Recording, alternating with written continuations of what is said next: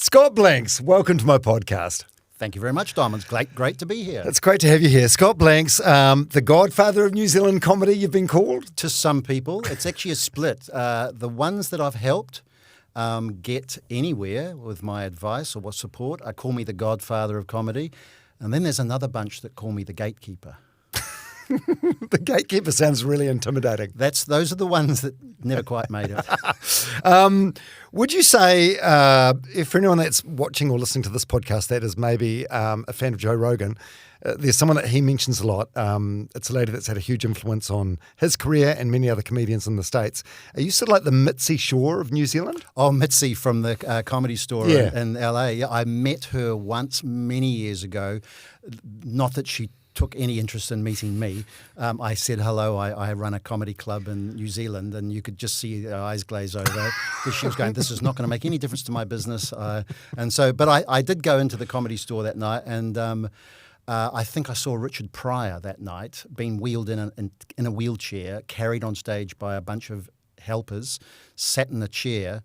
He mumbled for about half an hour. We all respectfully listened and laughed when we thought we were supposed to laugh because there was a lot of security standing around the room, sort of intimidating you. So you knew you just had to laugh. It was well past its use-by date, unfortunately. But it was an experience of the Comedy Store in LA, and I met Mitzi, and she is famous. I haven't ever thought of myself as being a Mitzi Shore, though. By the way, that was a great story. That just came out of Richard. What year was this? Oh, this would have been mid-90s. Very much at the end of his career. So it was mid to late-ish 90s, just as we were establishing the classic. Yeah, because he's phenomenal. I'm 51, so it's not often I get to say I'm a bit young, but I'm a bit young to appreciate Richard Pryor. But one of my favourite movies that me and my siblings used to hire over and over again from the video store when we were growing up was Brewster's Millions. Oh, right. Yeah. Which is one of his, but phenomenal comedian. But you watch his routine now, and it's a lot of his jokes, it's quite sad. Like it was, jokes about his own sort of life, and a lot of it was very tragic. Yeah, I mean, that's the thing about the comedians. They get to that point in their career where, they start telling the truth, and from the 70s and 80s weren't pretty for some people. Yeah. And he would have been one that had, it was his own undoing. I mean, his drug taking and whatever certainly fueled his lifestyle. And not that he wasn't the only one back then, of course. Yeah. So you've never been compared to Mitzi Shore? No one's ever said that. No, thank you, Dom. Is that a good thing? I feel like that's just in terms of like what you've done by setting up this comedy business in New Zealand, and just the influence that you've had on not just the industry in general, but just thousands of individuals as well. Yeah, there's, funnily enough, if you travel around the world, there are sort of home comedy clubs in a lot of places. Of course, the Comedy Store in LA is sort of first generation. I also met the guy who ran the Improv in LA, which was sort of the Comedy Store's main competition. They both alongside each other, and both he and Mitzi were sort of legends, and did act a little bit like Godfathers in the Marlon Brando sense. I also met Don, who runs the Comedy Store in London. Again, I mean, his son now runs it. But Don is still around. He's older than I am. And he was back in the 70s when the young ones and things were starting to emerge. And he worked very closely with those guys, getting them on stage in the Comedy Store. People like Alexi Sale, which was the new generation of comedians. And quite frankly, the same generation that inspired us here. So every city seems to have like a home comedy club. And each of those comedy clubs tends to have a personality behind them who runs them. Yeah. Yeah, well, Brendan Lovegrove, a very famous New Zealand comedian who you've had a huge influence on, he once said Scott should be knighted for his services to comedy. This is just setting the scene of who we're talking with, and it's been reported that you've seen more live comedy than any other New Zealander. I would say so, yes. Yeah, I mean, my first foray was back in the 80s with the group Funny Business, so that was very much part-time hobbyist, because there wasn't an industry that we were sort of thinking we were going to trade into. But they ended up doing 3 TV series, which was more successful than a lot of the contemporary comedians. So Funny Business, 3 TV series back in the 80s. So started watching comedy then, but once we opened the classic, became much more regular. And of course, the part of that is the raw comedy quest, which is watching people who don't know what they're doing, first timers. And that's been now running for, next year will be the 30th anniversary. So that's 30 years of the raw comedy quest. Yeah. Yeah, so the Classic, you set up in 1997. What did comedy in New Zealand look like before you started the Classic?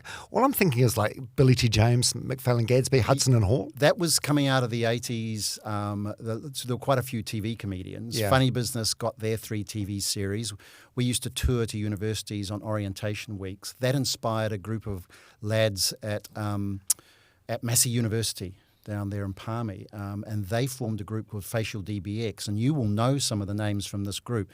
I mean, not in that group, but attached to it, the Corbett brothers, Jeremy and Nigel. John Bridges, who went on to make 7 Days, The Project, and Paddy Gower's show. John was a member of Facial DBX. Yeah, also on Ice TV back in the day. Yeah, and I went to Ice TV. So there were 5 or 6 people in Facial DBX. They were inspired by Funny Business at an orientation gig. And then in the early 90s, Facial DBX and the remainder of Funny Business merged together to form a kind of supergroup called Comedy Fest. We spent 5 years developing stand-up in Auckland. And that was when it was really starting to look like, oh, here comes an industry. Because the Comedy Festival, which was run by a different bunch, started at exactly the same time. So after 5 years of doing that, everyone just looked at each other and said, what next? And the obvious thing was, let's open our own venue. Yeah. The obvious. Yeah. Sort of obvious. Why have you never had a go at comedy yourself? Too busy. I do have a theatre background, but I spent my 20s doing musicals. Yeah, West Side Story. Yeah, dancer. I was a dancer, singer, later actor, and then I started directing musicals and directing plays. I really like that directing role. You know, it's fun being the performer, but it's really creative being a director. And I suppose that's the role I fell into very much with the comedy community, is directing traffic and providing a stage for people to do something. Give it a go. Leave their comfort zone. Get on stage and try and be funny. I mean, I actually really enjoy that part of the industry. Yeah. So it's not fear or anything that you've never had a go. It's just that you get more joy out of. Well, it's a commitment thing. If I was giving it a go, I'd have to be thinking about doing it as a profession. If I did that, I'd have to give up a lot of other things because of the commitment required. I mean, I watch every year we get 100+ people enrolling for Raw Comedy Quest, right? And that gets cut down to about 6 or 7 who will make the final. And of those 6 or 7 each year, maybe 1 or 2 will go on to actually ply a trade as a comedian and get paid for doing it. So that's 1 or 2 from 100. So think of the equation there. 2%. Yeah. Do you want to, are you prepared to commit to that kind of outcome? I was too busy doing other stuff. So I quite enjoyed not putting myself on the line and having to commit to that level. Well, why do you love comedians so much? Like you've it's been like a life of service, really. Like helping comedians. Remember that I heard this way back. Find a job you love and you'll never have to work another day in your life, which is exactly what I found. I've never done a day's work in my life. By the way, that is not true. We'll get into that. I did a few professions, but more recently, I feel like I'm really doing something I love doing. Therefore, it's getting up in the morning and doing it. I never once go, oh hell, I've got to do this job again. Yeah, no, I love it too much. And the thing I get the biggest buzz out is watching people who aren't comedians, who think they might be comedians, come along, get right outside their comfort zone, get on stage and have a go, and then having a little bit to do with developing them towards being pro-comedians. These are everyday people. They haven't gone to drama school. They haven't gone to any other art school. They're just everyday people who think, oh, I'm going to give that a go. And some of them become full-time professional comedians and are touring the world, performing all over the place. Look at someone like Sam Wills, the boy with tape on his face. He's had about over 10 years of residency in Las Vegas. And he was a kid from Christchurch. Yeah. Yeah, there's so many questions about that. We'll get into there'll be a chapter of that later on, like so for any aspiring comedian about what they can learn from you, a man that's seen it all. First of all, let's go back to the beginning. So born in 1959 in Auckland? Yep. Yeah. Yeah. And the love of comedy, where did that come from? It was albums early on, eh? Like my Monty my Python's? first record I ever bought horrified my older brother, who was a contemporary music critic and writer and journalist for Hot Licks magazine in Auckland. And the first album I ever bought was Fred Dagg's Greatest Hits. So Phenomenal album. He looked at his younger brother and I think gave up at that point. Mm-hmm. He went, okay, that's you. And then soon after that, I think there was Mario Lanza's Greatest Hits, an opera singer. There's another weird one for you. But the third album was a Monty Python album. I think it was Matching Tie and Handkerchief, followed by Live at Drury Lane. And I was a Monty Python geek. Strangely, my sons have become them too. They love Monty Python. And How old are your sons? 15 and 13. Right. Did you introduce them? Yeah. "'Tis but a scratch" is the catchy line of our family.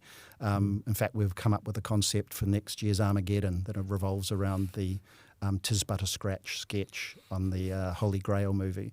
And so you're going to see a costumed army galloping with coconuts through Armageddon. But that's next year. We'll forget about that for the moment. The Monty Python, and there was a group of like-minded kids, maybe 4 or 5 of us, who used to get together in dark rooms and listen to Monty Python albums and recite the sketches, and we'd know the sketches word for word.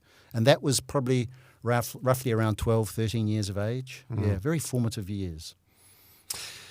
Yeah, so I suppose that planted the seed. Yeah. And then, so you finished school. You get an accountancy Yeah, degree? I went through secondary school, focused on accountancy. I left. I'd skipped a year very early on back in the primers, the year 2, 3. I'd skipped one of those years. So I was always the youngest in my class. So I completed the 6th form, which is now, year 12. I completed that when I was still 16. So I left school. I didn't do the 7th form or year 13. I left school, went to ATI. So I was still 16 and going into Queen Street and going to ATI. And at the end of that year, I turned 17 that year, and I started work at Price Waterhouse. So at 17, I was going to town in my suit and tie, doing part-time accountancy and being an auditor for Price Waterhouse. And So it's like the accountancy version of Doogie Howser. I know it was. I never thought about it, but everyone I worked with was over 20, 21. They were all go to licensed premises. So Friday night drinks was spent. These guys smuggling me into the Royal International on Victoria Street, and pretending that I was their age, and the barman turning a blind eye. Mind you, ID back in those days was a piece of paper, so no photographic ID, so they couldn't really say I wasn't 20 or 21, whatever the drinking age was. There I was, 17 years of age, dressed in a suit, Friday night drinks on Queen Street. Yeah, that's right. That was my first driver's license as well. It was like a giant bit of waxed paper, and it was very easy to etch the numbers out on the date of birth. Yeah, you could. If you were clever with a bit of paper, you could duplicate it and change the dates on it very quickly. We shouldn't be talking about things like that, Tom. Yeah, well, it's an ID hack that nobody can use anymore. Not anymore, no. So from there, you ended up at a company called Kirajodian, which I remember, but I suppose for anyone that doesn't remember, it's probably like Hoyts of today. Yeah. Event cinemas, whatever. Yeah. They owned one side of the street, Amalgamated Cinemas opened the other. So I gave up accountancy, and I realised that wasn't a profession I wanted to run with, because I'd started doing amateur dramatics and musicals, and I met all these like-minded people, and I thought, oh, hold it, there's something else out here. So I gave up the accountancy and started my own little company called Scott Free Promotions. I was 19 then, and hiring myself out to create events to promote things. And the first person who hired me was a lovely guy called Rolly Crowther, who also went to Selwyn College. He was another Selwyn College old boy like me. And he employed me to help him put on promotions for movie releases. And very quickly, I think I did that for him for about 2 years, and then he quit and said, you should take my job. And I said, I don't know anything about what you do.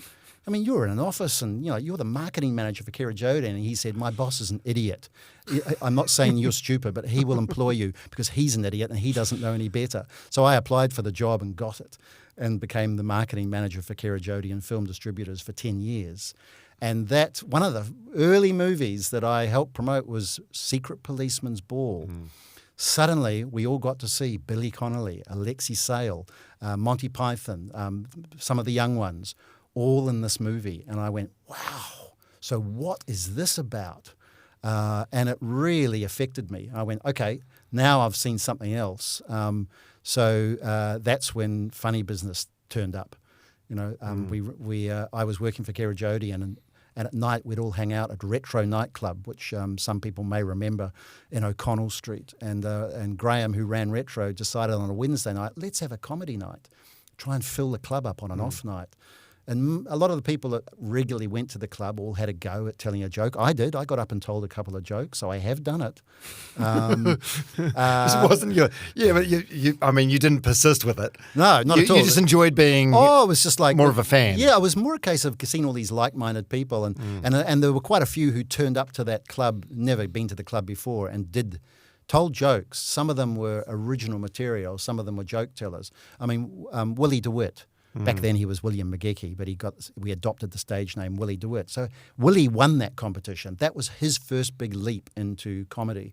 But we also met Dean Butler, Peter Murphy, Ian Harcourt, Chris Hegan, and they were the core of Funny Business. So we spun out of that competition and started running Wednesday nights at the Windsor Castle in Parnell. Every Wednesday we ran a comedy night. We didn't think there was anything wrong with doing that. Lots of people, including the Live Sound, who owned the band PA system with 36 channels, said, well, you can use our PA. And we went, oh, thanks, yeah. And they were sort of looking at us, and I said, I only need 2 channels.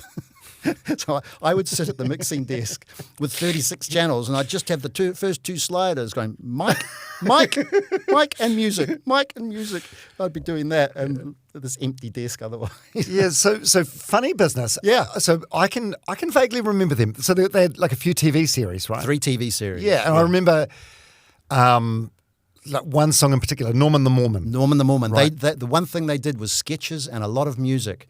They didn't do stand-up comedy as such. That was the sketches and music. And you can go to YouTube, search Funny Business New Zealand. You'll see Norman the Mormon. You'll see Korn. You'll see another great song. Oh, they did the New Zealand National Anthem. Bunch of guys standing on top of Mount Eden at the crater singing their version of a New Zealand National Anthem. One I posted yesterday, I bought a lounge suite. That's a great clip. I bought a lounge suite, and that's that I posted. What is it? A song or it's a skit? Song? Yeah. Willie sings it, and it's about his first job, earning some money, and he goes out, and his friends are going out and buying cars, and you've got this. It's a great music video, very funny. He goes out and buys his first lounge suite. It sounds. You just got to see it to believe it. Yeah. Yes. So, Willie DeWitt. So, how's he now? He's had his ups and downs. He put a He's had book his out a ups and couple of years downs, ago. yeah, Some he had- near-death experiences, some stroke drug issues. And he'll probably be listening today. He'll listen to this podcast, and we go, "Hi, Willie." We love him. You know, he was always a bit on the edge, and at some point in his life went a little bit off the edge. And but he's getting by. It's not easy when you've had a stroke and you've lost quite a lot of the use of one side of your body, but he's having to deal with it, so he is. So Funny Business, Yeah. Is that where the seed was sort of planted for you to start up your own comedy club? Yeah, well, we were running it as a sort of professional group. You know, we sold tickets at the Windsor Castle. We had income from it. It wasn't much, and we used to just split that pretty much evenly between all the members of the group. So that. And they toured and they did stuff. They got, you know, you could easily get it wrong. We got hired for a couple of corporates, which were just awful. Funny Business was not suitable for corporate audiences at all. Dean Butler back then was very edgy, and some of the things he did certainly didn't fly very easily with corporate audiences. So I'm glad we didn't pursue that too much further. But that was definitely the first foot into the comedy industry.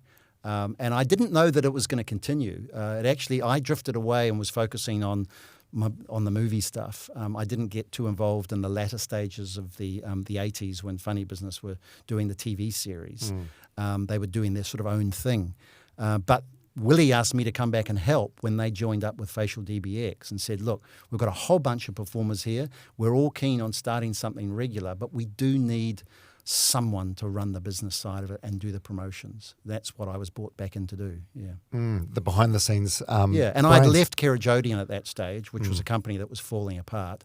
And so I'd sort of gone back to doing my own thing, managing people, promotions for other film companies, freelancing, big thing. Suddenly freelancing became a thing, and that's what I did. And they basically got me to freelance for them, helping them promote the comedy. And it wasn't the only thing I was doing, but it grew and it became the only thing I did. Yeah. This must have been a mortifying time for your parents.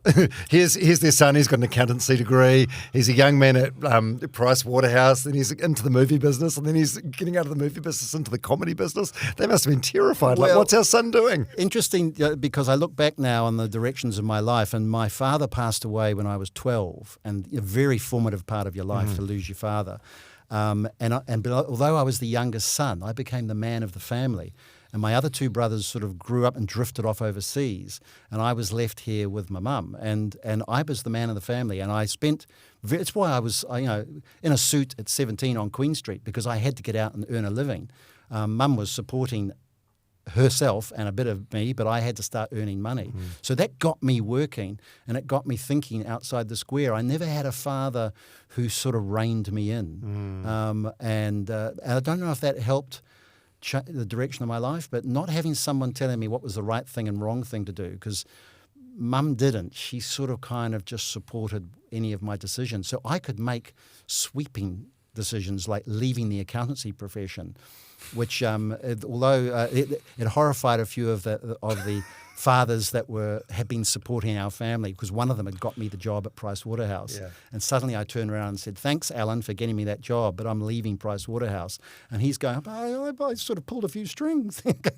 And I went, "No, I'm sorry, I'm going off on my own." And I sort of did make decisions like that, maybe arbitrarily. Yeah. You're losing your dad at 12, what sort of impact did that have on you? That must well, have been you massive. had to grow up. Yeah, Yeah. you had the two things is that you had to make you couldn't ask someone for advice, so you very quickly start developing your own life with just yourself, and I think it had a huge impact in hindsight that I didn't have someone just telling me right and wrong.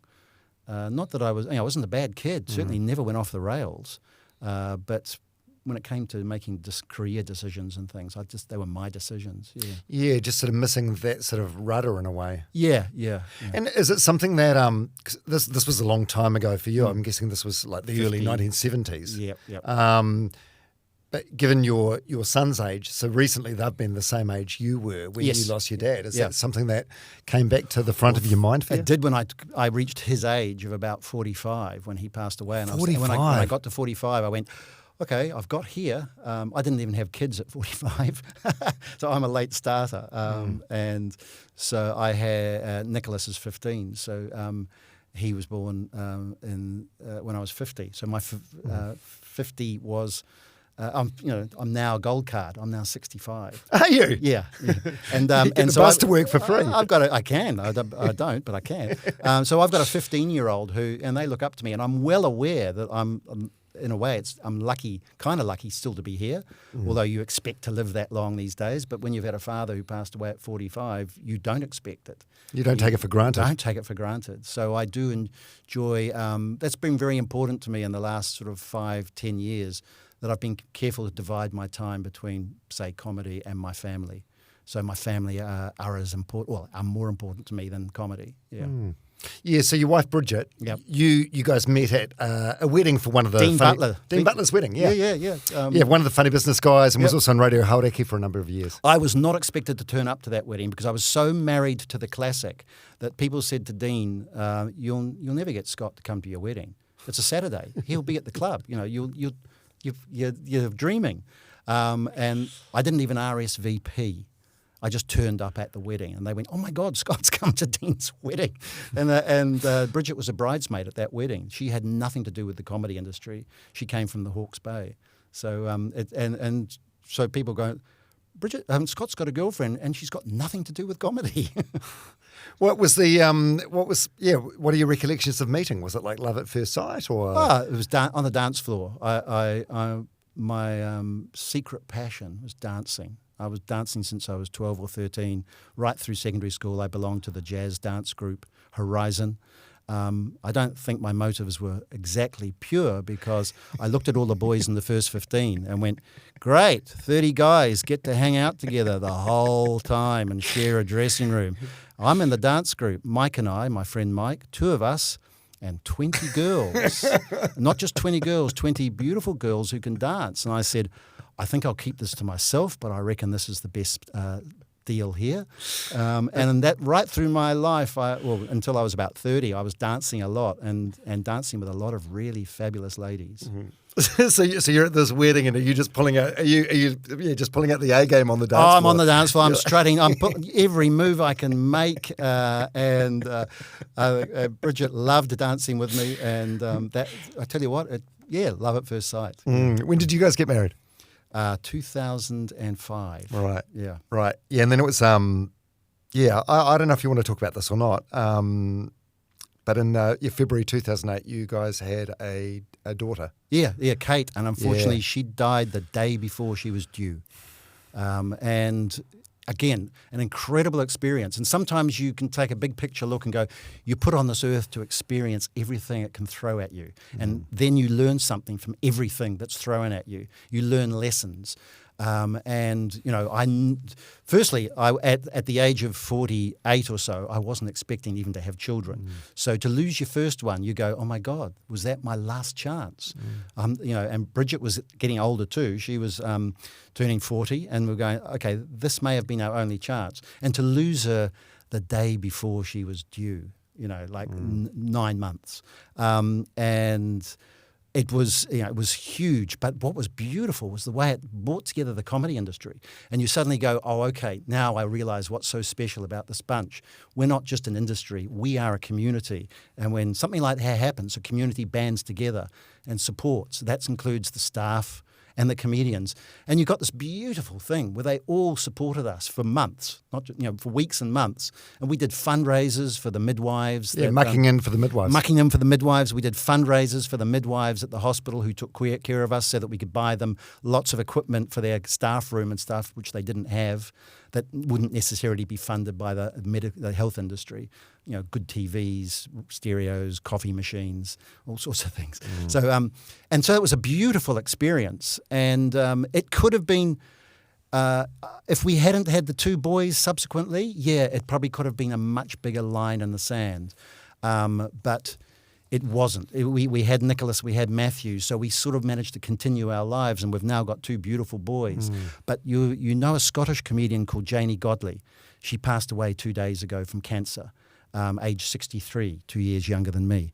And she passed away 2 days ago. She came to New Zealand that year after we lost Kate. She came to the comedy festival, and we already knew her. She'd been before. She came again. And she was an amazing person to deal with, because her life experience was incredible. She was raised sort of in a gangster family in Glasgow. She was abused and molested by her uncle. She had to deal with that through her life. The thing she said to my wife, Bridget, which she said she had applied to herself, was that no matter what happens, the abuse and stuff that she suffered, the loss of Kate, you must not let that be the thing that defines the rest of your life. You must be prepared to move on and grasp the rest of your life and live it, which is what Janie had done. And my wife Bridget and myself really took that on board, that we must almost honour the memory of Kate and live on and live large and do the things we wanted to do, including having 2 more children. And we just recalled that advice a couple of days ago. And I mentioned that Janie gave us advice that only Janie Godley could have given us about not letting your life be screwed up by the bad things. Yeah. Well, thanks for sharing that. That's really powerful. Yeah, that's when I was married to JJ, we were unable to have kids, so we went through years and years of fertility treatment and IVF, and the closest we got was having some embryos that get, replanted and they divide in you. So like by legal definition, it's called a miscarriage when we lost the baby, but we're still talking in the first week to take a baby to full term and then lose it. Like I can't imagine just how Well, you can imagine what heartbreaking. Nicholas, our second one, was like. That journey, that 9-month journey was so stressful because, of course, we sort of knew that we could lose Nicholas up till the last day. So the day he was born was like, whew. wow, You'd be scared to do anything. Eh? Oh Like my scared God! to move. Yeah. Yeah. All right. Yeah. Thanks for sharing that. That's my yeah. pleasure. It's intensely personal. Yeah, I appreciate it, yeah. and some really good lessons in there as well. Well, that's the thing. I'm sort of thinking today, what do people want? What could I possibly know about, for instance, well, that's a life experience, comedy experience that would have any interest to people out there. But then a lot of the lessons I learn in the comedy industry apply right through your life, not just to comedy. Yeah. Also, you're just an interesting guy that's had a fascinating life, and you've done. Like the impact you've had on the comedy scene, and just as a small business owner in New Zealand, like there's lessons here for anyone in any walks of life. So, well, it's the juice of life. I've discovered over the years that making a difference to other people and then allowing them to acknowledge that is really the juice of life. You can be very, very happy person just making a difference to people and then giving them the opportunity to say thanks. You should always do that. You shouldn't suppress that feedback. Because some people need to do that themselves. So, and that's why I think I posted after the loss of Janie, I did say that, if you want to know what a mortal life is, it's the difference you make to the people you leave behind. That's how you gain immortality, is the difference you've made to the people that are continuing to live, who will still talk about you for years, if not decades afterwards, Yeah, that's so true, eh? Yeah. That's so true. Like I'm an atheist, so unfortunately, I don't believe in an afterlife. I think we're like a computer, and when you're gone, you're gone. But we're dust. We're dust. But some of those, some of that dust is memories, and some 100%. of it's the impact of. If you just imagine if that dust could just sort of seep into your body, it's in there, Yeah, and the bigger the bigger a hole you leave on the lives of the people that are left behind, I think that says a lot about you. And I think ultimately that's what any of us want. It's not to be forgotten immediately. Yeah, you can have a very happy day when you wake up and go, God, I've made a difference today to 5 people. Yeah.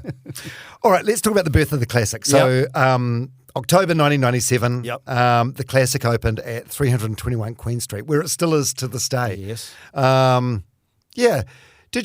Did you imagine 27 years ago it would still be there and you'd still be there 27 years later? No. Did you see it as a 5-year plan? I got a feeling that we sort of had a business plan, but you had to have a business plan to get a bank account. And the guy from the ASB was very supportive. I wish I could remember his name now.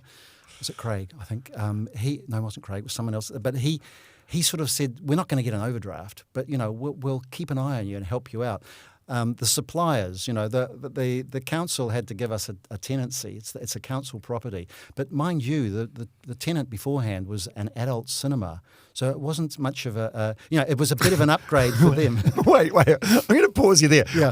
So like a movie theatre that just played pornos? Yeah, in the 70s and 80s, early 80s, it was the classic cinema. I went there and saw West Side Story in 1979 with the cast of the musical I was doing. We saw West Side Story on the big screen. It was to inspire us as we were going forward to do a live show. And later on, he lost access to all those reels of classic movies. So he did the next best thing, which was to get video cassettes of porn, and he would play that all day. Continuous sex movies. We've got the promotional board at the club that's still there that says continuous sex movies at 11, 2, 5 and 8. And, I mean, this is pre-internet, but you could still get like VHS movies from behind the salon doors at Video Easy or but United some guys Video. didn't do, and some of the men didn't do that. They went and they wanted to be like a community experience. And the stag parties, sharing the room with other stag parties and men watching movies on the big screen before you go off to a strip club. That's so bleak. I know, but the thing is, that was the tenant that the council had to deal with, and he had a penny rent. No one was really valuing the properties much. They all had heritage things on them, so I don't know if the council knew what to do. But Les Mills was the mayor of Auckland at the time, Sir Les Mills, and so we sort of went to his people and said, we would like to raise the moral fibre of 321 Queen Street by developing it into a comedy club. If you listen to comedy, it's not necessarily raising the moral fibre. Yeah, but compared to adult cinema. So they didn't think twice about it. They booted him out. And we took over the whole building and developed firstly the Silo Theatre in the basement, which is now the Basement Theatre, and then we developed the Classic upstairs 6 months later as we waited for Jan Grefstead to leave the building. and retreat to the Hollywood in Avondale, which was his other cinema, which wasn't an adult cinema. And Jan Grefstedt is to be applauded for all the great work he did for the cinema industry. He wasn't proud of the adult cinema, but the income from the adult cinema helped fund the Hollywood in Avondale, which is also still going today, as you'll know, and has a very fine pedigree in the local film exhibition industry. Was the porn cinema lucrative? Did it do quite well? Well enough. I don't know. Well, he didn't have to pay much rent, I don't think. So, I've got no idea what the bottom line of it was. But anyway, it was there until we took over the building and turned it into a comedy club. Yeah, and you're still there now. We almost weren't, though. After 3 years, we had to voluntarily liquidate the business because to open it, we went into a fair amount of debt to fit it out and everything. We just didn't have enough cash reserves. So in the first 3 years, we scrambled to try and cover that capital outlay. We never really quite got there and, of course, fell into all the traps you do, which included debt to the IRD, money we owed our investors, which included me and a bunch of people, mostly family and friends. I think Jeremy Corbett was the one who lost the most money in the voluntary liquidation, and he didn't mind one bit. Did he? Yeah, we all had shares in it, so we all had shares, and we voluntarily liquidated, which means we had to give up our ownership of the business, and we passed half the business over to a trust, and the other half fell to me. That was the risky part, the production of comedy, both at the Classic and beyond. That was considered the greatest risk, and I took that on. Just individually with a new company, and in trust ran the Classic as a comedy venue, and so we did that in 2000, and I can remember New Year's Eve 2001, going at home on my own listening to U2 as we contemplated the loss of the business completely, and I had U2 cranked up full bore. I was ranting and raving around the house thinking of what the hell we can do. And suddenly my accounting background came to me and I went, voluntary liquidation with a friendly liquidator. In other words, our liquidator, no one else's liquidator. It's been done so many times in business since so that we could reconstruct the company and hang on to it, which is what we did. And that went on for another 3 years until I bought the Classic off the trust. So I had two companies, the production company and the company that ran the Classic, which was sort of like a hospitality company. That's what happened in 2003. So on my own since 2003. Why did it end up in liquidation? We ran out of money. We ran into too much debt. We owed the IRD.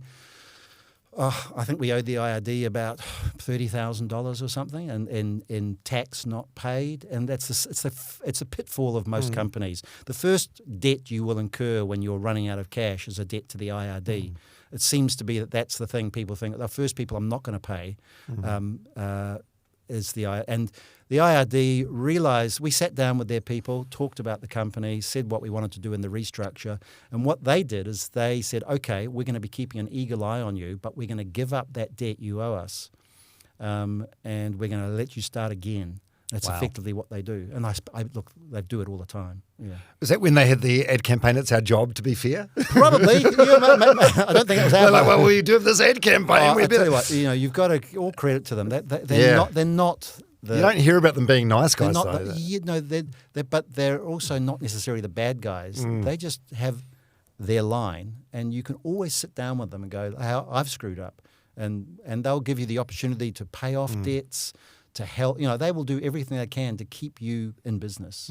But was the issue though that no one, people weren't used to seeing comedy, so no one was going to shows? Was it just not a success? We were top heavy with maybe too many chiefs in the industry, too many cooks, whatever. And the cleanup to get it set up will cost you more than what you anticipated. Yeah, so when it came back to probably in hindsight when we got to 2003 and I was in charge of. Sort of overseeing the Classic and running the comedy. It was one person, as opposed to the panel of people we'd had beforehand. And I just think that was probably the reality of it, that we needed to strip it back to just the essential element of, we had big dreams. Not all big dreams pay off, though. Yeah. Yeah, so when did it become easy or easier?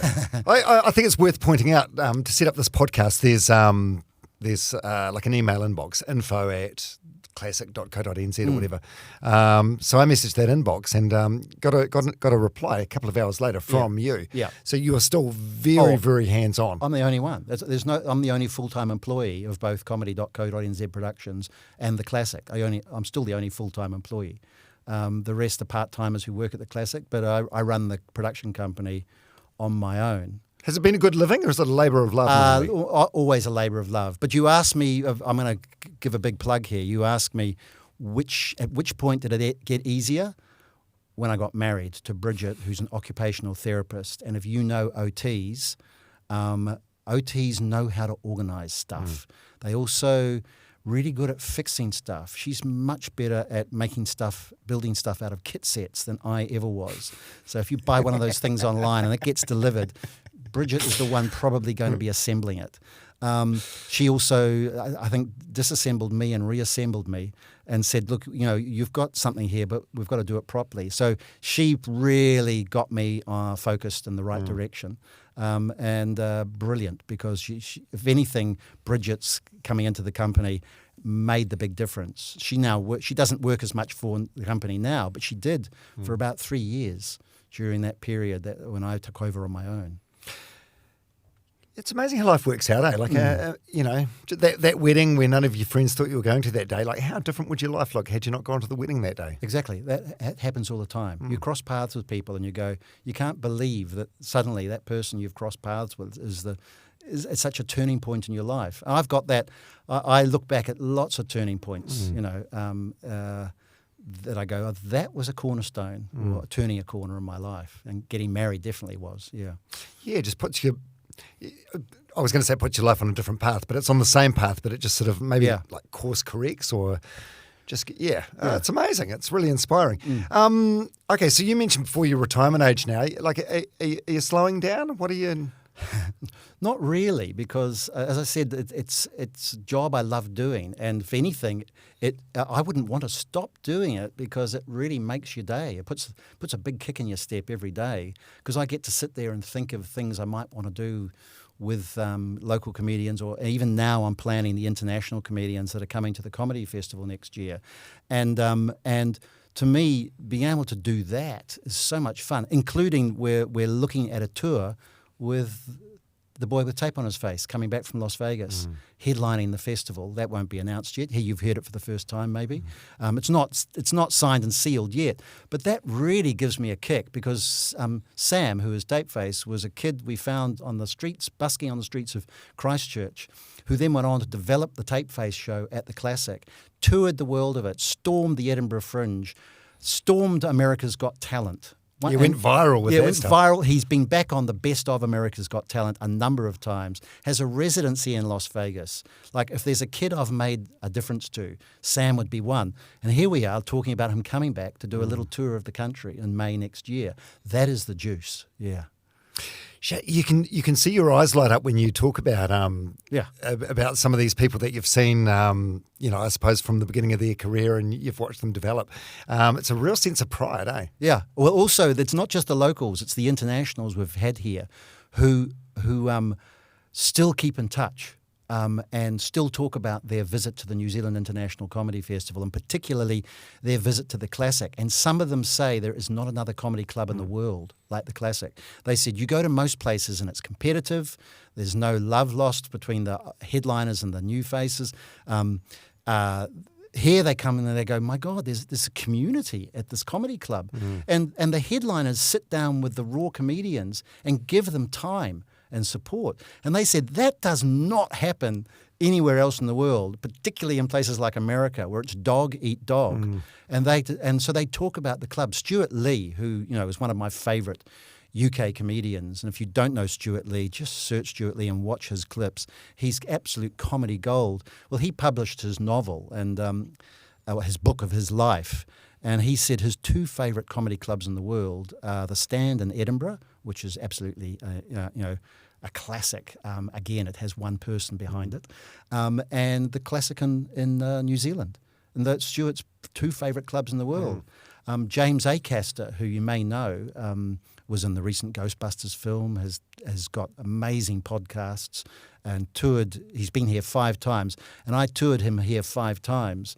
And he said in his book, I hate blowing my own horn, but he published in his book that his favourite producer in the world is me. And with just little old me in New Zealand, he's produced all over the world. Yeah, and thank you for, as you put it, blowing your own horn, because this is like a culture and an environment that you have been the architect of entirely. Yeah, well, I just like love it. It's all you. Yeah, I love meeting these, particularly going to Edinburgh Fringe, which I've done. I've been there about 14 times, and you go to the Edinburgh Fringe and you go around all these tiny little venues and you spot new talent before they're bigger names. You see them doing maybe their first Fringe. And I have the opportunity to say to them after that Fringe or while we're there, would you like to come to New Zealand next year to the comedy festival? And their eyes light up. They go, what? They've never left the UK. They've never done comedy outside the UK. And they get to come to New Zealand. They think it's fantastic. Simon Pegg, who you know, the actor. Yeah. Simon Pegg came here in the mid-90s. First time he had left the country. Came here, did the comedy festival. We sent him back, and his agent got in touch and said, Scott, what have you all done to Simon? Because he left here a nice boy. He's come back with white peroxide hair and tattoos. And we went, yep, that's us. And then there's been a lot like that over the years. Tommy Tiernan was another one. He was here the same year as Simon. Dave Gorman, who had never left the UK, came here. And Ross Noble, he was another one. Yeah, Ross. And we've had lots of famous faces drop in. Yeah, they were already famous, but they hear about the classic from all these people in the UK, and they often get in touch and say, look, I'm going to be down the road playing Spark Arena, but could I come in the night before and do 10 minutes? And I go, yep, sure. Oh, like who? Drop some names. Oh, Ben Elton, he's popped in. John Bishop, who's coming here shortly. Alan Davies was one of our first acts that we ever produced, international acts we ever produced when he was young. Now, of course, he's big time, and you see him on QI. I don't even know if he does as much live work. Alan Davies, Bill Bailey was another one who came to us early on in his career. Incredible. And I'm trying to think of the sneaky people who have dropped him more recently. Funny enough, I'm not thinking of the names, but because they just pop in, do a spot, and they're gone. Wait, why do they? Yeah, if they're doing a show at Spark Arena, why do they want to come in and do a 10-minute set? Is it just to like sharpen them? If they've never done New Zealand before, they just want to make sure that New Zealanders will understand their accent. Sometimes it is just that they come in and they've got a 10-minute what they call like highlight set. And they just want to know, they might just be trying out a dozen different references that they use in their act. They just want to make sure that the punchlines, the references, the accent connects with a New Zealand audience. That's all they want to do. Yeah. Wow, that's so cool. Yeah, one of the best shows I've seen there. Like I bumped into Rhys Darby, and he said to me, I'm doing a thing at the Classic tonight. You should come along. It's just a low-key thing. And it was, and I'd never seen anything like this before. It was just him with a bunch of notes, and he was sort of like running through, basically trialing jokes because he was working on a DVD at the time. So it was just sort of, I don't know if you call it refining your set or what it's called, but that's what he was doing, and the audience was sort of like guinea pigs, and it was... That's Big Wednesday. That's Big Wednesday is fresh comedy night with pros trying out new material. You have a dozen comedians on stage.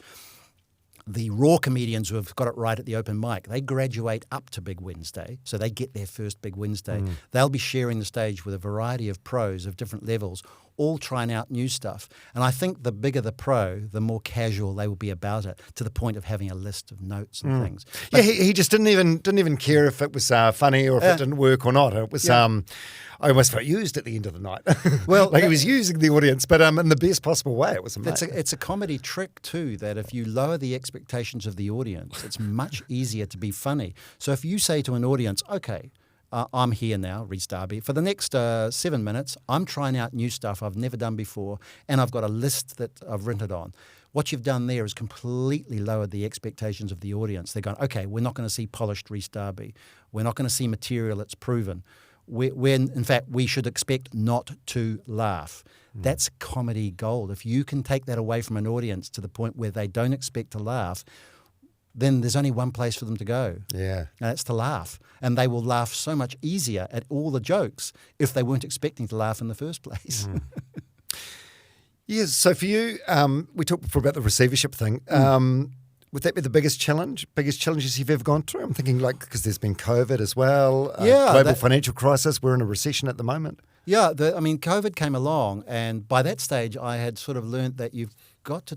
I'm an optimist, so the basic rule of an optimist is that as soon as you're presented with a problem, it's not a problem; it's an opportunity, and that's what I look at every problem as an opportunity. And if I can't, then I need to be reminded to do it, because that's the key to overcoming any problem. Is to go, okay, here's a problem: COVID, pandemic, closed down for God knows how long. What's the opportunity here? Well, the opportunity was, do you know what? We haven't painted the club for 10 years, 15 years.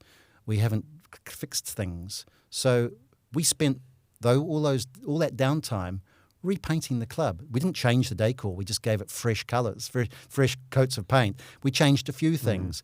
But I got a lot of work done. I got all the work done in that club that I had been putting off for probably years, all done during lockdown. So there was an opportunity made out of a problem. That comes along all the time, like global financial crisis. I'm sure we reinvented the wheel during that time, and we reinvented the wheel when we liquidated in 2001. So that's what you continually are doing, going, okay, how can we turn this to a positive? Do you get stressed by anything business-related now? Do you? Oh, yeah. I had an anxiety attack on last Friday night. Just about... it was a hard week. We had small audiences. We haven't had small audiences for quite some time, not since pre-COVID. What are these small audiences? Oh my God, it's the down season. The off season's here. We haven't had an off season. What am I? And I had an anxiety attack about, I've forgotten what to do with the off season. and also I had the whole festival planning stuff going on in my head about, big commitment to the comedy festival in May next year. All that planning is done now. All the deals are done. All the venue hire agreements, everything's done now. And I'm going, oh my God, so much work to do. And business is not right. And so massive anxiety attack. Prompted by, I'll admit freely here, prompted by having a gin on Friday night. I gave up alcohol 4 months ago just because I knew it was a healthy thing to do, and I wanted to see what it was like. Here's an opportunity. I didn't have a problem drinking, but I wanted to see what would happen if I stopped drinking.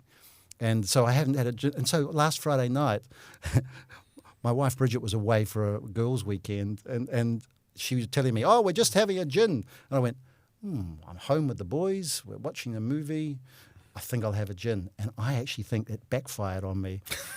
And at midnight, I'm having this massive anxiety attack, can't go to sleep, because of all these things that are going on. And I went, oh no, I was at the gin. Well, yeah, it probably was. People talk about a thing called anxiety, which usually happens the day after drinking. Well, there you go. But that was a few hours. I see. You didn't even get to enjoy the buzz of intoxication. Not at all. No, I hated it. Boy, if anything underlined the fact you've done the right thing, it was that having that gin. I woke up the next morning and go, that was it. I'm not going to have the social gin anymore. So you think you're off the booze now? Oh, I have 4 months. I haven't even thought twice about it. I feel 10 years younger. Yeah. Yeah, it's great. Well, what's the biggest difference? Everyone talks about the sleep, how your sleep improves. Oh, God, last night I think I slept about 10 or 11 hours. I woke up this morning going, I hope it felt like I'd slept for 2 days. It was fantastic. But great sleep. Also, just funny enough that you get a lot of sort of aches. I think it's just the alcohol in your body. You wake up and go, I'm achy. What's that about? And that's all gone. Like inflammation or something maybe. Yeah, I think so. Yeah. It might be sort of inflammation. I'm sure the liver hates alcohol. I don't think I'm the first to realise that. Yes, some doctors say that. I think they do that. Yeah, that's a theory. I'm constantly. I love my red wines, Pinot Noirs in particular. Yep. I'm constantly like reevaluating and reassessing my relationship with alcohol because I know I drink more than what I should. And did you ever go to? I love it when you go to the doctor and I go for an annual checkup. You do at my age. And the doctor will say to you, and how many standard drinks would you have a week? And firstly, you're saying to yourself, oh my God, how big is a standard drink? I've got no idea. I know it's not my pour. I stopped using a nip measure a long time ago, and so they know too that you're thinking this, and so you go, 6. And you know the doctor's going, that's 12. Yet nobody is telling the truth to the doctor about their consumption. And a standard drink, yes, as I said, I'm a wine drinker. If you go to a restaurant, the sort of pour they give you in a wine glass, that's a standard drink, and it's like you're like, what is this? They give you that. They have that big glass, and they give you the standard drink, and you go, no, I don't want to taste it. I want to drink it. And they go, no, that's the pour. You're thinking that's that taste you do when you sort of put it in your mouth, swill it around, and spit it out. Yeah. So suddenly you realise, the glass sizes I'm having at home, that's definitely more than one standard drink. Yes. Oh, that's good. Yeah, no one who gives up alcohol ever sort of regrets it or misses it, eh? Like every single person that you speak to that's given up alcohol says it's the best thing I'm not. I thought I've mentioned it only because I think it. You were talking about things like that, but I don't preach it. You know, I'm quite happy to say to someone I did it. I don't tell everyone else they have to do it. You know, it's your own decision. It's much easier when it's your own decision. Yeah. Yeah, I love that. And I mean, if anyone chooses to become like an anti-alcohol crusader, like, fair play to them as well. But as long as you're doing it just for you, I suppose that's well, it's a danger of the workplace. You know, where I work, I've got to be careful I don't drink the profit. And so in a way, it's good. And I turned up at work the other night, and I said to Cam, the barman, he said the usual, and I said, look, could you boil the kettle? I've bought a licorice tea bag. I'm going to have a licorice tea. Well, that was a good joke. That got a lot of laughter that night. Write that one down. When you walked into PodLab today, we offered you a drink and you gave us your coffee and tea schedule. So you got 2 coffees before midday. It's very, very structured. 2 coffees before midday. Yep. And then 3 teas. One first thing in the morning. That's the lemon and ginger. This is going to sound weird. An Irish breakfast at about 3 in the afternoon, and a licorice tea at around about 8, 9 o'clock at night. You ever mix it up and I have do, the licorice in the middle? I do. Look, the licorice tea. Friends of mine drink licorice tea and they drink it all day, and I go, no, licorice tea's too exotic. That's an evening tea. You can't drink exotic tea in the middle of the day. That's like having a wine at midday. And they just look at me like I'm some sort of a weird nutter, I think. So I like to savour my licorice tea at night. Now we're talking teas. We're going to be changing the world out there, Dom. Just a couple of boomers. Of boomers talking about our cup of tea habits. Yeah. So what does like an average day or week look like now? Like how many times a week are you at the class? I try and go. I'll be there a couple of times a week at least. And I do work some shifts. Like my staff all have. We tend to employ creative people. So a lot of them are currently in their exam periods at university. I've got 2 kids who are at the South Seas Film School. We've employed a lot of people from the South Seas Film School over the years, a lot of people from the Mains Music School when it was running, also just university students, and they all have their exam seasons. So while their exam season's on, I tend to be covering shifts, front of house. I don't do bar shifts. I don't pretend I know how to pour a drink. So I can manage the place and I can do front of house. So I sometimes can be there 2 or 3 nights a week, and then there'll be another week where I don't go there at all. Yeah.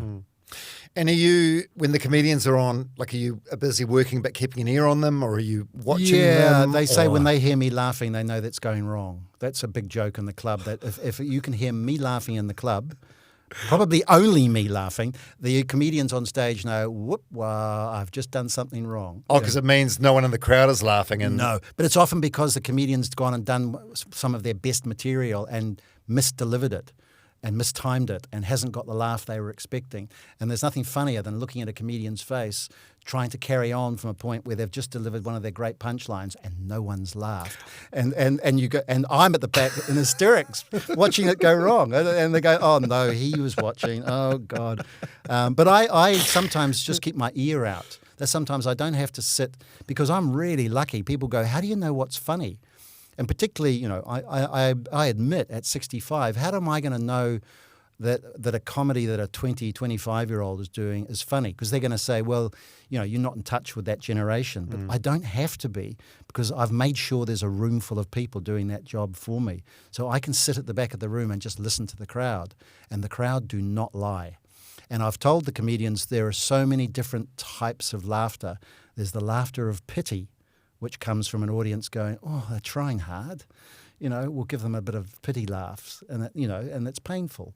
And then but it's the applause breaks. It's the uncontrollable laughter that culminates in an applause break. No audience will give an applause break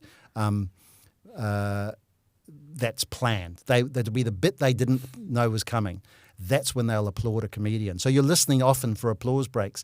And those applause breaks will filter through the floors and through the walls. I don't even have to be sitting in the room. I could be sitting in the front bar. And also, all of a sudden, you hear this massive applause break coming from the venue. And you know that comedian has just really killed. Does anyone do that real early on? Like you do your raw comedy nights. Like, you must have seen people over the years that come along and they just kill it immediately, and you just know they've got something special. They are the legends. There are people who take 2 years of raw comedy to even get close to getting it right. And then we've got comedians who turn up and do one heat, and from that heat, they make the semi-finals. They get through the semi-finals, they go to the final, and on an odd occasion, that person will win the Raw Comedy Quest with their third gig. It's happened, I think, twice. Mo Kerr won it in 2011 with his third gig. In that final were people like Pax Asadi, Eli Mathewson, Tim Batt, James Roquet, Sam Smith, who does a lot of TVNZ comedy work. Co-winner of the Traitors last year as well. All of them were in that final. Mo Kerr, third gig, won the quest. He now lives in the States, still does a bit of comedy. He's got a big management company. He manages talent in Los Angeles now. So Mo has won. I've had a few. Joel McCarthy, keep an eye on him. He made the finals. He didn't win it, but he made the final with about his third or fourth gig. And he's in the Comedy Festival next year at the Classic. Melanie Bracewell, she won the Raw Comedy Quest, and her career's just gone taken off now. Do you have to be funny to be a good comedian, or is there some people that you've seen that are like total shit, but they've had a really good work ethic and a really good attitude, and they've taught themselves funny? Yeah, at the two ends of the spectrum, there are the people who are great writers, and you can be watching them on stage and go, that was a really nicely written bit of comedy, but not performed very well. At the other end of the spectrum, you've got natural performers with huge stage presence but lacking a bit of material. And on the odd occasion, we put those two parties together. We go, you need to talk to them and you need to talk to that one. Sit down, work together. And that happens. So the person with all the presence and can learn a bit of craft from a good writer, and the person with the craft can learn a little bit from the person with the performing ability and the presence. So it's great. And then some people just have enough of either to move ahead. They've got both things. Yeah. Have you ever had to have a pity conversation with someone where you pull them aside and say, listen, you've been coming here every Wednesday night for the last 4 years. It's just not it's not getting better. It's not going to work. I think I've never told someone to stop. Yeah.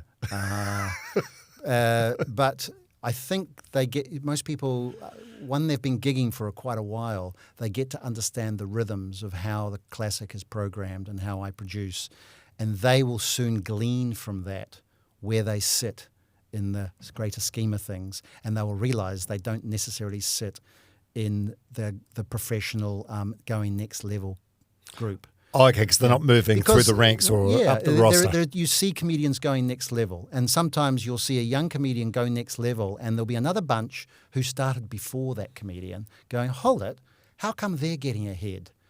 Particularly, the benchmarks in the industry, like they're getting nominated for a Billy T Award. How come they're getting ahead? How come I'm not getting ahead? And I think the realization might just filter through, oh, maybe it's me, then it's not the industry ganging up on me. It's me not realizing that I can't go next level because I just haven't quite got the gear. I haven't quite got the performance that's going to take me there. That doesn't stop you performing because we have lots of different levels you can perform at. And I've got hobby comedians, people who have perfectly good day jobs, who never intend to tour the world. They've got families, they've got day jobs, neither of which they want to sacrifice at all. But they just love doing comedy, and they will perform regularly. They just may never headline, or they may never do their own 1 hour show in the comedy festival. And they're happy with that. They are happy with that because their number one pleasure is getting on stage and making people laugh. Quite frankly, I don't know many comedians that do it for the money. They do it for that beautiful moment when the audience is laughing at something that they've crafted and constructed and performed themselves. And, that's gold for people. Yeah, that feeds the soul. Yeah, very few do it for the money, but you you almost single-handedly have created a pathway where it is a career option for some people. You know what I mean? Look, about the best I pay is rent money. I would tell you probably never buy a house from the money you earn from the Classic. But by that stage, if you're a headliner at the Classic, you're already moving on to the big paying gigs. Things like podcast, Dom, like you're doing. Those are the big paying gigs, and all those TV shows that you see people doing. Guy Montgomery, his career in the last year or so has just gone through the roof. With the Guy Montgomery spelling bee, there's a prime example of someone who came through raw comedy. I don't know if Guy made the final. He might have made the final. I can thinking back when that was. He might have made the final. He didn't win it. He took a while to just find his comedy voice. That's the hard part, finding your voice. And when they find it, they really start to work. And then he just started opening doors. And then he took the move to Australia. He got management over there. He did the Guy Montgomery spelling bee here recently. It got picked up by Australian TV. He's performed it live in the UK now. I wouldn't be surprised if the UK are looking at it as well. So, yeah. I saw an episode. I was in Sydney in September. I saw an episode of that on TV, and it was fucking good. Yeah. It was really good.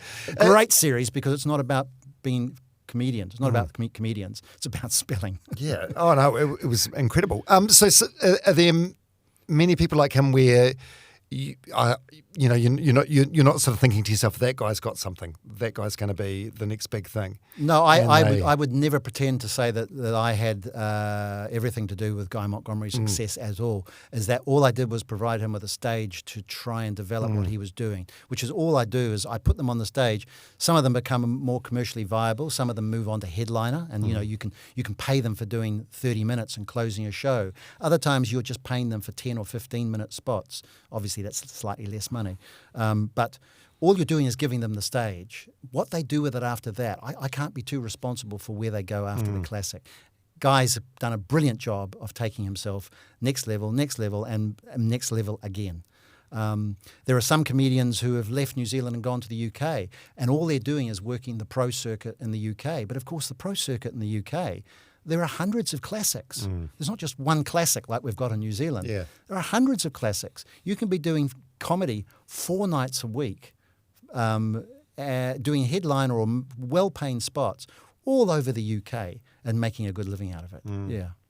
How long do you think the average sort of apprenticeship is? Like how many? 5 years. 5 years? 5 years before you can probably expect to be a regular pro. It can be up to 10 years before you'll make a headliner. Probably 8 years. I've had some good people who became headliners. And sometimes people don't realise how long comedians have been in the industry. They go, God, they're an overnight success story. And I'll go, actually, they did the Raw Comedy Quest 10 years ago. It's the iceberg, isn't it? Yeah. You see the bit out of the water, but you don't see the... Yeah. Okay, well, let's run through some names, and if there's a story about the first impression of these people, let me know. Guy Williams. Yeah, well, I mean, Guy... he is an unusual person, and as he's turned out, and he's admitted more recently in his comedy, neurodiverse, not something that he was aware of years ago, something he's discovered. And it might account for some of the crazy comedy that he has done. So he's not, he can be an acquired taste for some audiences. He seems to polarize people, but that's not necessarily his live comedy work that's done that. It tends to more be his television work, and he seems to have audiences that hate him. Sometimes it's really cool to see a live audience come and see him, and you can hear people afterwards go, "Oh, he's nothing like he is on TV. He's really funny here, isn't he?" Rose Matafeo. Yeah, well, Rose was in the Raw Comedy Quest. I think she was runner-up her year. And so she did a little bit of comedy, but she's typical of, she wasn't really a classic stand-up comedian. She did a bit of work, but she wasn't as comfortable on a stand-up stage as she was on a theatre stage. So she started to do a lot more of her comedy in theatre, but she took off to the UK, and that's where her career has taken off. She hadn't made the same inroads here before she left New Zealand. No, I think she was doing like some sketches and stuff on John and Ben before going to the UK and sort of blowing but then up. again, that was all essential experience. I mean, she should look back and she won't resent those years. She'll call those basic training. And she got to the UK with some skills, but also she's far more exotic in the UK than she is in New Zealand. And that's often the case. That a New Zealand comedian is just like, oh yeah, we've got lots of those here. And then they go to a foreign market And they're really exotic. In the UK, the New Zealand accent and the New Zealand personality. But Sally O'Sullivan, who won our Raw Comedy Quest, I think back in about 2000. He was an early winner. And he's in the UK now and also around Europe, touring a show called The Idiot's Guide to New Zealand. And it's a live show that takes advantage of all the crazy idiosyncrasies of being a New Zealander. And it's a 60-minute live show, which he's done at the Edinburgh Fringe now for 2 or 3 years. And what a great show for a Kiwi to do in a place like Europe or England where everyone's craving odd information about New Zealand. Who would have thought there was a market for it? Yeah, Evidently there is. Yeah. Okay, Ben Hurley, first impressions of him. Yeah, Ben's got a great story because he never even went through the Raw Comedy Quest, because back when he started doing comedy, there was a thing called Pulp Comedy, the TV series. They actually did 13 series on television, initially with Mike King hosting. Paul Ego hosted a few. Brendan Lovegrove hosted a couple. Ben Hurley came along, and within a year or two of starting, he skipped the Raw Comedy Quest and got straight onto Pulp Comedy, the TV show, for the 3-minute opening spot, like the New Faces slot. Oh. But the rule was, if you'd done Pulp Comedy, the TV show, you couldn't enter the Raw Comedy Quest. So he hosted the grand final of the Raw Comedy Quest a couple of weeks ago. And one of the things he told the audience is he told them that story. He said, I didn't even have to do this. I went straight to television. Of course he would. Of course he'd say that. Yeah. He's an outlier though, right? Like Yeah. Ursula Carlson? Yep, another one she started late the year she was working in advertising. She did the Raw Comedy Quest, but she had a little bit to learn. So she made it to the final on about maybe her third gig. So she went through did a couple of heats, did the semi-finals. She made it to the final, but she didn't win it. But by the end of the following year, she was a full-time pro comedian. So she didn't have to wait long. She was just on such a fast track. If she had entered the Raw Comedy Quest the following year, she would have walked away with it. But she carried on really quickly to become a full-time pro comedian, and she left advertising. Yeah, phenomenal. So, from South Africa, moved to New Zealand in advertising, just thought she'd give comedy. Obviously, I don't know, maybe people had told her she was funny and she should give it a go, but a lot of people would hear that and it doesn't have the same outcome. Well, no, because we get a lot of people from advertising entering the Raw Comedy Quest, copywriters. Now, copywriters just naturally, they're writing funny lines or great copy all the time. That's what their job is. But not all of them are natural performers. So sometimes they'll come along going, I write the funniest lines, they all make it to TV. And you go, yeah, but can you stand on stage and deliver them? And not always the case. And sometimes their ego works against them. I think the advertising industry does a good job of inflating the egos of some of their creatives. So if the audience doesn't laugh, there's something wrong with the audience. And they don't really aren't prepared to open themselves up to that kind of judgment from a bunch of amateurs in the audience. What do you guys know? What would you know? Ogilvy and Mather pay me $250,000 a year to write these. I can't think of many other industries where. There's that saying, the customer's always right. In stand-up comedy, the customer is always right. I know. They laugh or they don't, right? One of the most essential things with open mics is not to have open mics with an audience full of comedians. Unfortunately, that's often what happens. So one of my major goals when I first started out doing the Raw Comedy Quest, I said the most important thing is to make sure we have a real audience. That's not just an audience full of comedians judging the comedians on stage. Got to have real punters so that the comedians have honest feedback from a live audience that helps them direct them. Just a thought. So there's a few female names I've read out there. And I'm guessing you and the Classic have had quite a big job in educating audiences that women are funny and women can be funny. And would that be a fair thing to say? Before the Classic came along, there was maybe the Top Twins. Who else? Well, when we first started the Classic, we'd grown out of Kitty O'Brien's Tavern, which we'd been using for 5 years down there at Victoria Park Markets.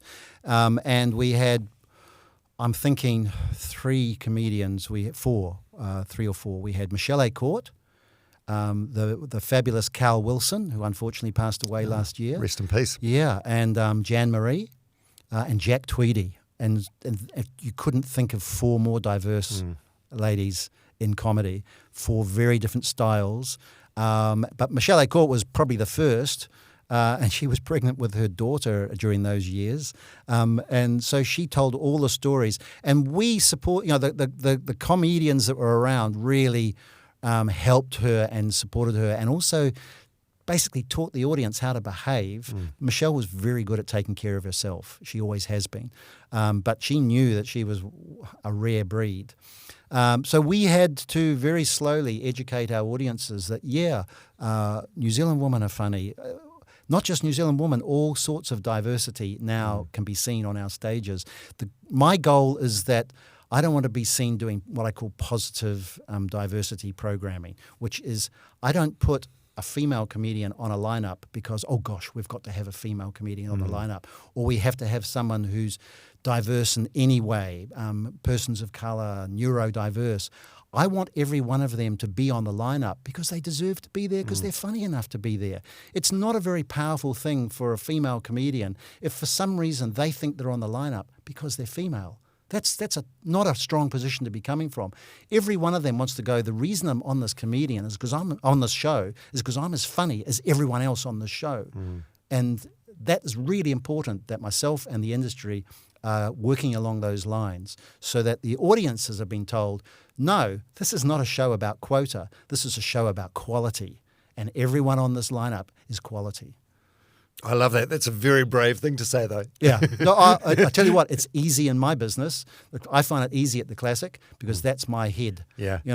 That's the only way I operate.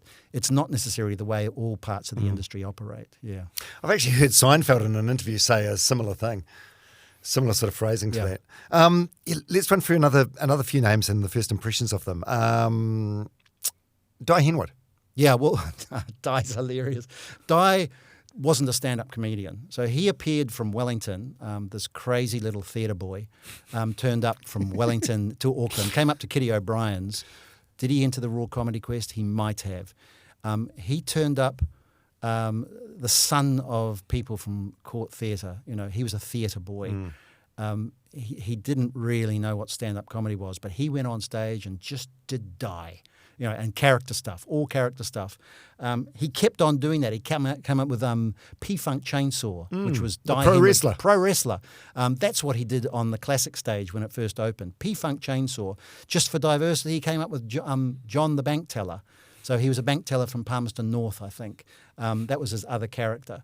And all character-based, never just real Dai on stage. And it started to become the albatross around his neck, this character stuff. He was trapped in character. And I remember talking to him about it and saying, look, to get next level, you're going to have to be yourself. These characters are like a fourth wall.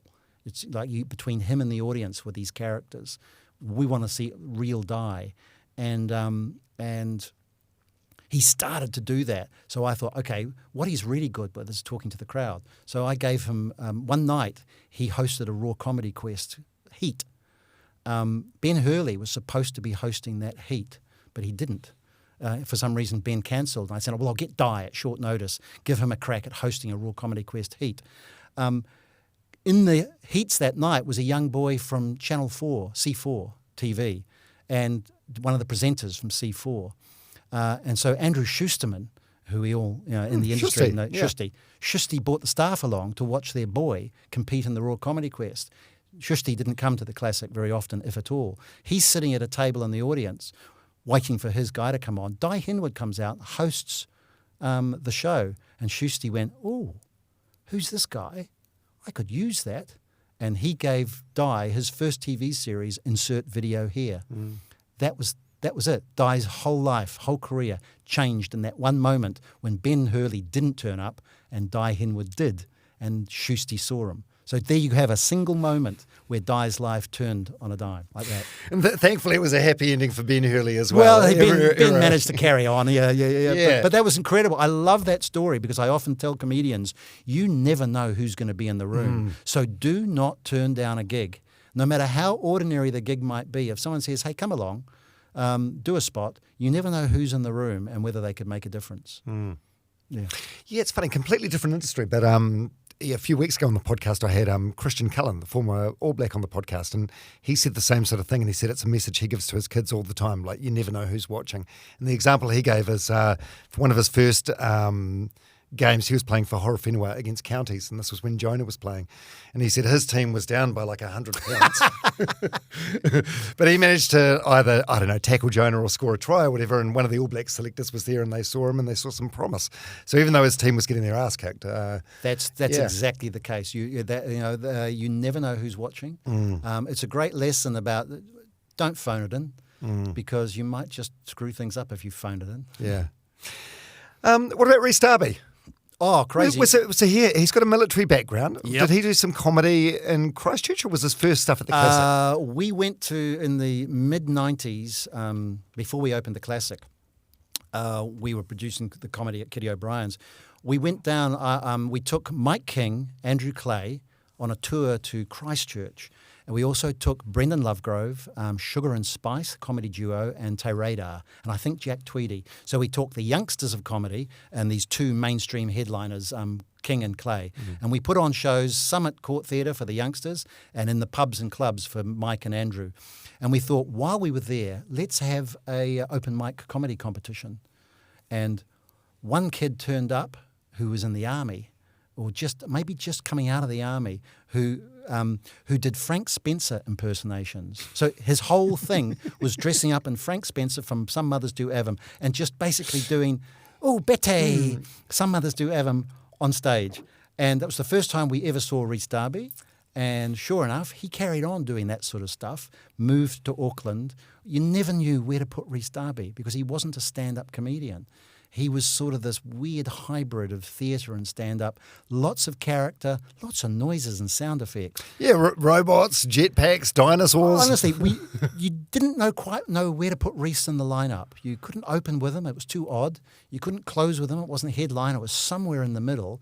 But it was a welcome change of pace. So you've got 6 or 7 stand-up comedians on a bill. There's nothing better than chucking something at the audience which freshens the palate halfway through the show. That was Rhys. You'd throw him out there, the audience would go, what the hell was that? Bits of it were hilarious. But then Rhys went on, he went to the Edinburgh Fringe and did shows there. But what he had done is got to know Flight of the Conchords. And so when Flight of the Conchords did their TV series, they made Rhys Murray the manager. Oh, yeah, and the BBC radio series they did before that. Yeah, well, that's the thing. They did the radio series. Yeah. Flight of the Conchords went to the Edinburgh Fringe. That Rhys was there at the same time doing his oddball thing down the road. Flight of the Conchords were buried in a basement venue that dripped water from the ceiling. No one knew who Flight of the Conchords was. They'd never been to Edinburgh. No one rated them. Nothing. And then all of a sudden, Daniel Kitson, who was a comedian's comedian, started talking about Flight of the Conchords.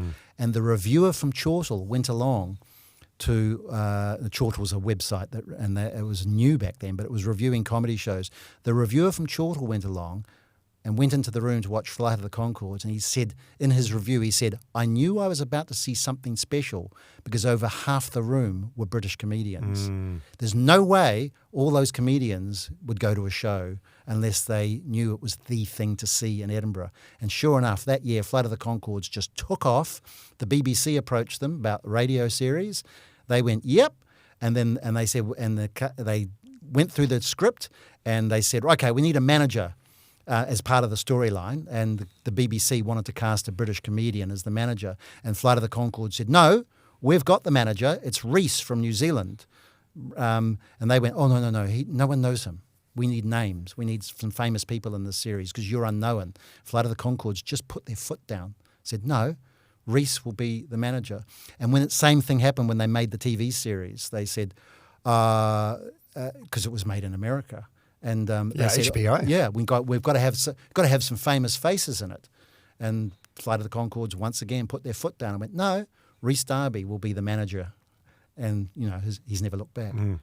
I love that so much. They obviously always had that because, before they went to the UK, TVNZ were looking at doing a show with them. Yes. And they that's great. That's gold, comedy gold in New Zealand. Actually, I won't try and tell this. You try and tell the story. Oh no, it's always a famous story about how New Zealand television, is never ahead of the game. Yeah. And how the famous people they always miss out, which isn't strictly true, but that was a big one. Yeah, I think the executives at TVNZ wanted to like rewrite it or do something differently, and they stuck to their guns. The series they were offering was a typical TV sketch series where Flight of the Conchords would have been sort of a sidebar characters with a lot of other comedians doing sketches. It wouldn't have been the show they made in New York.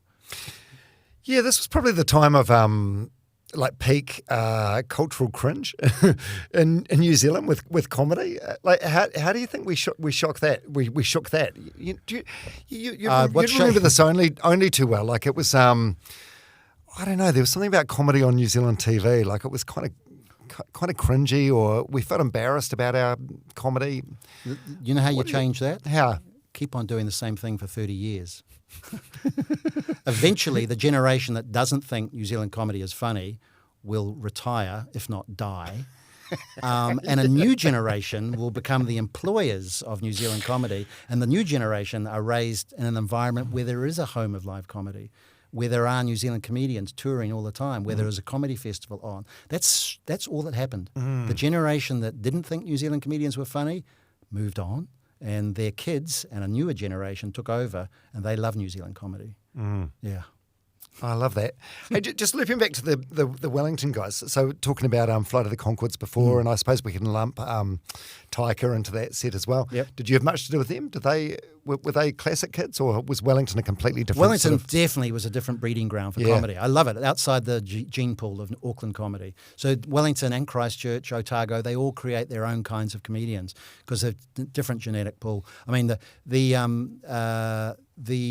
Taika and Jermaine were part of a sketch group, and they bounced out of that sketch group, and Taika and Jermaine did The Untold Tales of Maui, which was such a funny show. And I produced that in the Comedy Festival at the Herald Theatre here. They brought it up from Wellington, put it on there, and it just got such a great reaction. And it was just another launch pad for those guys. I mean, they quickly moved on, and Taika's career took off, but he was never a stand-up comedian. Taika was he was as odd, if not more odd, than Rhys Darby. His stand-up was he? Well, he was an anti-stand-up. So right. What he would do is destructure the art form. He would deliberately break all the rules. Well, guess what he does in Hollywood? Deliberately breaks all the rules. So that's Taika's shtick. He looks around, sees what everyone else is doing, and then goes, great, my opportunity here is to change this. And that's what he is, a game changer. Yeah, actually, since we're on him, I heard you or read you in an interview talking about what you've done with the classic. Like, I think the phrase you used was something like creating a good room. Yeah. And then you explained what a bad room was. And I saw him maybe 10 years ago, 12 years ago, I don't know, hosting the Vodafone New Zealand Music Awards, and he completely bombed. Terrible. It was room. terrible. Yeah. But it's, the problem was not Taika. It was the room. It was the wrong environment. I hate corporate gigs. That's a corporate gig. Yeah. Yeah, no. It's because no one in the room is invested in the show. They're all there to feed their own egos and win prizes. Now, it's really hard to... The best thing you can possibly try and do is not be funny. And that's Corbett's advice. You know, Jeremy Corbett would succeed on a gig like that before anyone else, because Jeremy always said the last thing you want to do is look like you're trying to be funny. What you have to do is connect to the audience, and then when you're funny, it's least expected. So corporate comedy is a minefield, best to stay away from. Yeah. What you do want, very simply, is you want everyone in the room watching. You want everyone in the room being able to hear the show. You don't want dog legs in the room with audience members hidden around a corner, anything like that. Everyone in the room, and most importantly, the people in the room have invested in the show in some way. The obvious thing is a $5, $10, $15, $20, $30 price, whatever. As long as they've paid something to be in the room, they've generally made a commitment to watch the show. Yeah. Yeah, I love that. That's so good. And Jeremy Corbett, potentially one of the most, a lot of people listening to this or watching this will just know him as the guy from 7 Days. Yeah. But he's phenomenal on stage. I've been in situations where I've been out at dinner with him, and then, 20 minutes, 30 minutes after the meal, he's on stage and he's just so relaxed, and he's talking about some of the stuff that happened over dinner, and the key just so relaxed on stage. Think of what a survivor in a changing media world Corbett is, because he came out of university, graduated from university alongside the Facial DBX boys, came to Auckland. He got a job as a roving reporter on one of the regional news shows, doing funny bits, which of course lots of people have done since, but that was his thing. Oh, I think I remember that. Yeah, Clark Bent on one of Julie Christie's shows. I think it was that's right. So he did that. He got onto radio. So very quickly got onto the More FM breakfast show, and More FM breakfast kept him well employed. What, for 15 years? Kim and Corbett. Kim and Corbett and Corbett and Ego. Paul Ego ended up on that show. Jeremy is one of the, you talk a real survivor in a changing media world, because even in the last 12 months, you go, wow, we haven't seen the changes like we have in the last 12 months to New Zealand media. But guess which show's still going next year? And guess who the host of that show still is next year? There you go. So he's still there, and he's still totally chill about it. Yeah, totally laid back. Yeah, the most lovely laid-back guy and such a good attitude. Like, I remember a conversation I had with him about radio one day, and I think he had just signed like a 3 or 5 year contract for More FM. And I said to him something like, God, that's a long time to lock it in, aren't you worried? And I was like, what if you get sick of it in a year or 2 years? And he's like, well, it's a contract, but it's a performance-based contract. So ultimately, like if I don't want to be there, then I can be a real pain in the ass if I want to be. Yeah, I thought, that's really cool. Yeah, I never thought about it that way. Yeah. What are your thoughts on like woke culture and cancel culture? Well, again, that sort of comes back to the whole diversity thing in comedy as well. I don't think you don't want to be doing positive woke programming, positive woke material. You want it to be there because it suits the audience and it suits the show. Like it's just part of the show. And it's amazing how if you tell an audience you're going to go to a woke comedy show, you'll get half the people who go, finally, I can go to a woke comedy show. And the other half of the audience are going, the last thing I want to do is go to a woke comedy show.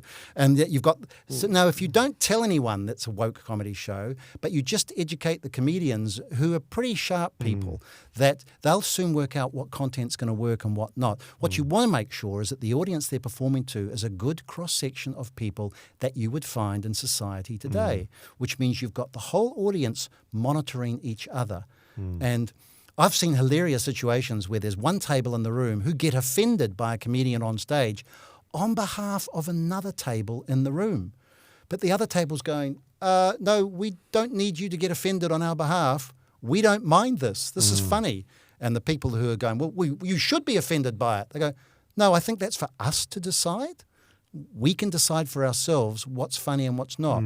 We don't need to be told by other members of the audience. We're quite bright. And that's the way comedy should be. It'd be everyone gets to make up their own mind. No one is told what they can and cannot laugh at. Yeah. And if you don't want to see a certain comedian, don't complain about them. Just don't pay money and don't go and see them.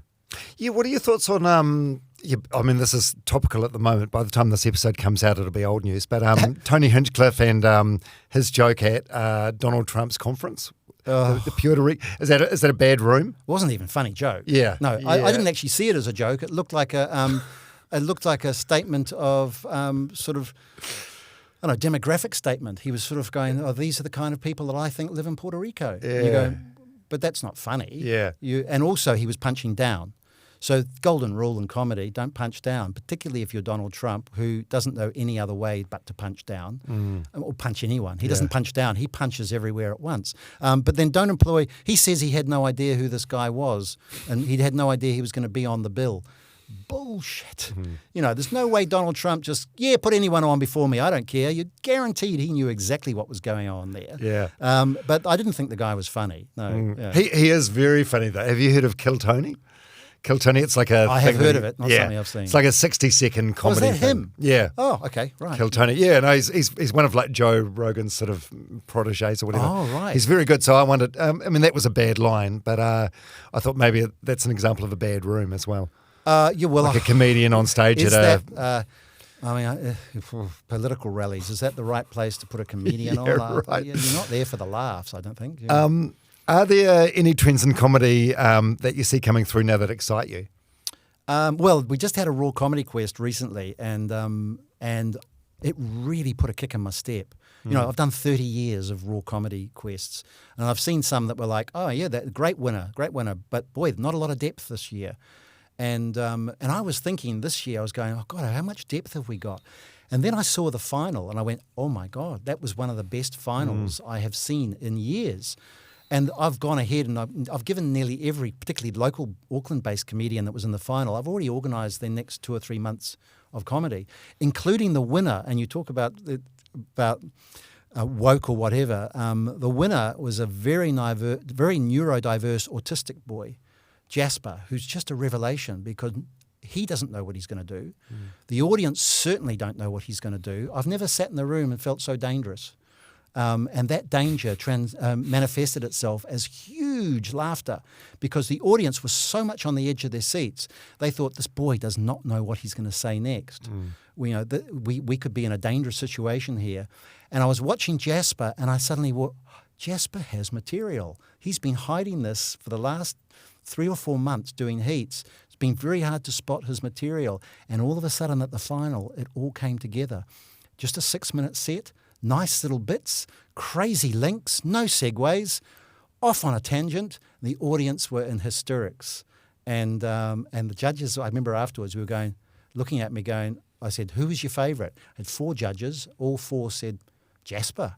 But they looked at me and said, what are we supposed to do with him? And I said, that's not the bit that matters. You just have to decide who is the funniest person tonight. And they said, well, it's Jasper. And I said, he wins. And Jasper won.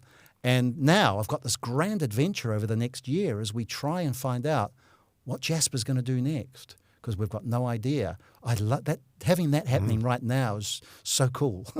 God, you still get really excited about young talent, don't you? Oh, emerging talent. Yeah. I mean, Jasper, you can tell that he's never done anything like this in his life before. Probably getting a job is challenging, and keeping a job is probably challenging. I haven't really had a chance to sit down with him and talk about his life, other than get him on stage and perform. But you go, that's fantastic to see someone grasp that opportunity and go with it. That's the reason we're here. That's the reason the Classic exists, is to launch people. Whether they be polished, comedians with huge futures, or whether they just be someone living in the moment. Yeah. What about TikTok and other social media? How has that, if at all, changed comedy in New Zealand? I'm sure there are people you could get on here who would tell you that it had changed their lives and their careers, but I haven't watched any TikTok that I'm aware of. I occasionally see clips. I don't even know they're on TikTok. Yeah. And I don't follow social media to that degree. I can't be bothered with Instagram, and a lot of them use Instagram stuff. I use a bit of Facebook to promote my shows, and then even my kids say, "Oh, Dad, Facebook! Oh my God, you're so old!" And I go, "Hey, I come from a time when there was telex machines. Oh, yeah. I remember when we started comedy, I didn't even have a mobile phone, and I didn't have a computer because I didn't know how to use one when I started doing comedy. And they think it's hilarious that I'm on Facebook. But social media definitely." There are comedians making big inroads on TikTok and social media and Instagram. Yeah. What about some of the worst stage bombings you've ever seen? Oh, I tell the story about the boy in the Raw Comedy Quest who came to the club quite confident. I don't remember his name, and I wouldn't say it if I did. He was confident. He came in. He was focused. He was with his girlfriend. This is a story I tell when I gather the finalists before every year. I gather them and I tell them the story just to try and relax them. And he went on stage and he was doing what he thought was funny, and the audience just stared at him with sort of a glazed look, and he was getting nothing. He certainly wasn't getting what he thought he was going to get from an audience. And it started, the atmosphere, the tension started to grow because you could sort of see he was expecting laughter and the audience weren't giving it. The tension grew, and then he just stopped talking. He looked at the audience and he threw a live mic against a brick wall. And you know the sound that makes? Yep. Yeah, bigger than that. When you've got an amplified sound system, he threw the live mic against the brick wall, stormed off the stage, tipped over the punter sitting in the front table in his chair, who was one of our absolute regulars, tipped him over on the floor, stormed out of the club, out the front door, and walked down Queen Street. I rushed to the front door to see where he'd gone. I went, oh dear. And he didn't say anything to anyone. He just left. We never saw him again. About 2 minutes later, his girlfriend came out of the venue. Like, she didn't leave straight away. She sat there for 2 or 3 minutes, and then she finally came out and she said to me, I better go and see how he is. She should have been on stage. The timing is everything. Great timing. And she went out the door and we never saw them again. Yeah. Oh, my God, that is amazing. That would have been amazing if he set that up. So deliberately bombed on stage back then, assaulted a customer. These days, there would have been someone with a camera on that, and we would have had footage of it. Yeah, do people film all the time now? Yeah, comedians, and they're desperately looking for that bit of crowd work. So they run the cameras on their sets, not so much to record their sets, although we do say it's a good idea to record your sets, go home and review them, because sometimes there'll be bits you'll go, oh, that's the funny bit, that's not. But also they're filming crowd work. And you'll notice online now you get lots of comedians posting little 30-second clips of showing how they can deal with audience members in the moment. It's spontaneous. Oh, crowd work as in interacting with the crowd, dealing with hecklers? Yeah. Or? Dealing with hecklers or provoking comments from the audience and then running with it as material.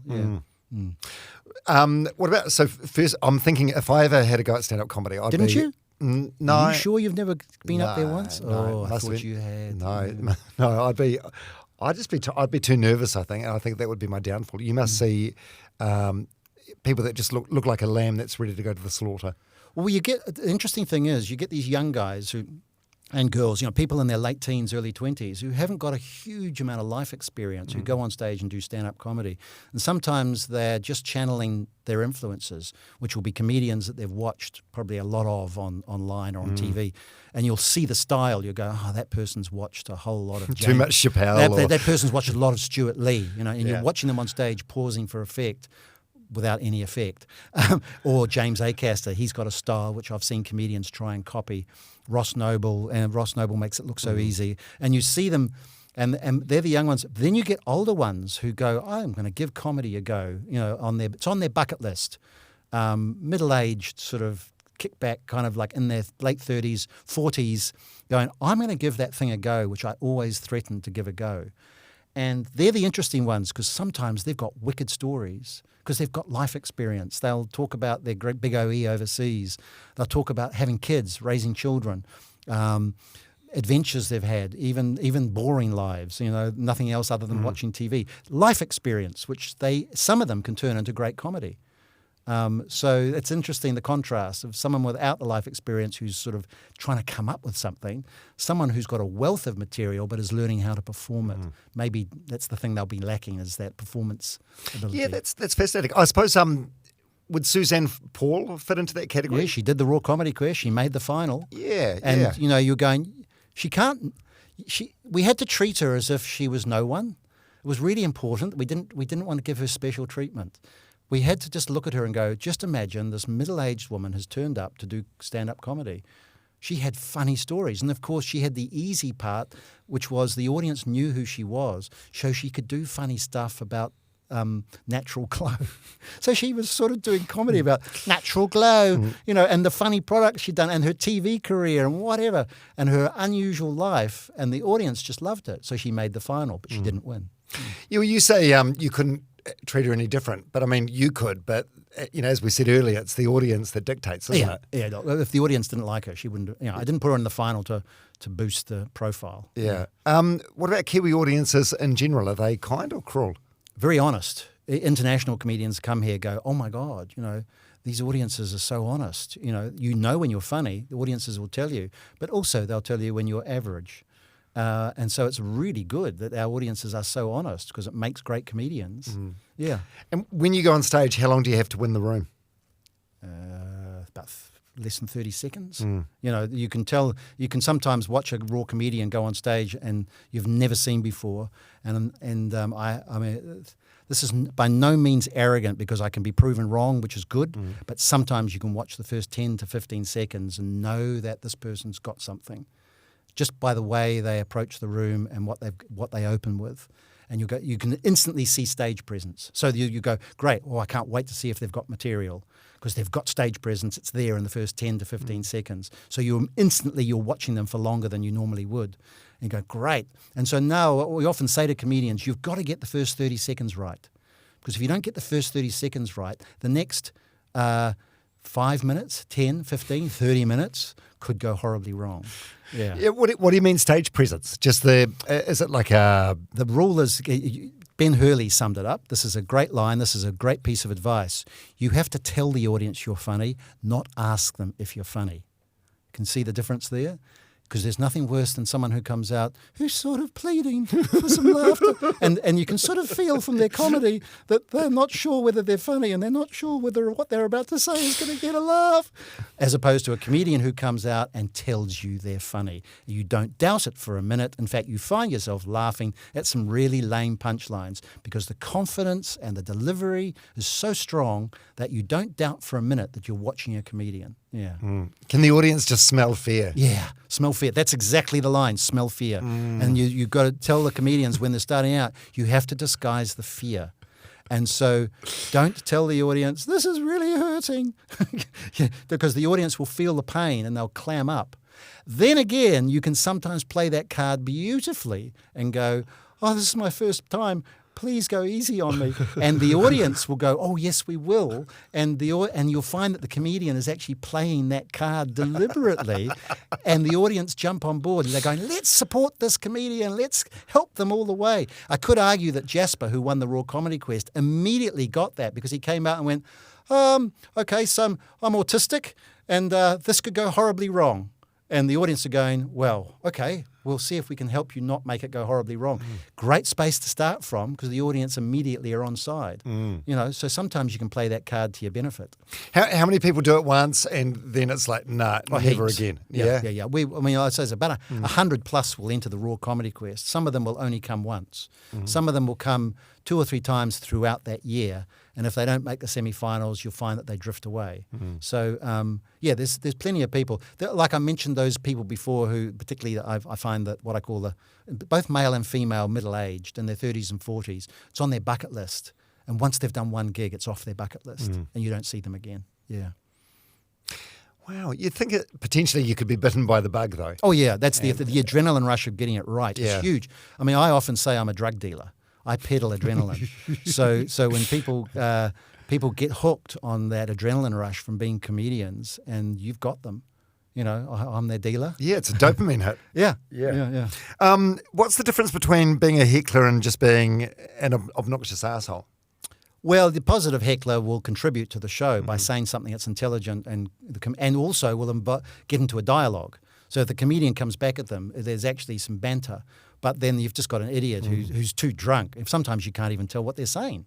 They're just making noises, you know. And also they're trying to impress their mates. They're at a table. Stag parties are the worst. Or hens nights. Funny enough, hens nights just as bad as stag parties, where there's someone at the table trying to impress their mates.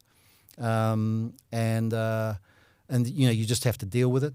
Stuart Lee in his book said that I identified a really interesting thing for him when he was here because the English rugby team were here touring. Or the Barbarians were touring, and Stuart had come out here to get away from the English audiences for a while, went on stage here, and there was a big group of rugby supporters from the English team in the audience. And he said, I can't believe I've travelled 12,000 miles and I've still got you people in the audience. And he was trying to deal with them, and he sort of dealt with them, and he came off stage and he said, a nightmare. And I said, I'll tell you what you missed there, Stuart. There were the thing is you were targeting the person as if they were the alpha male of the group. I said the alpha male was sitting there with his arms folded. He never said a thing. I said sitting next to him was a delta male, the court jester, who was yelling and speaking to you and feeding back because he was trying to impress the alpha in the group. And Stuart said to me, Scotty, I have never thought of that before. He said, that's a great insight for dealing with groups. You've got to tell what you're dealing with, whether you're dealing with an alpha or whether you're dealing with a court jester who's trying to impress the rest of the group.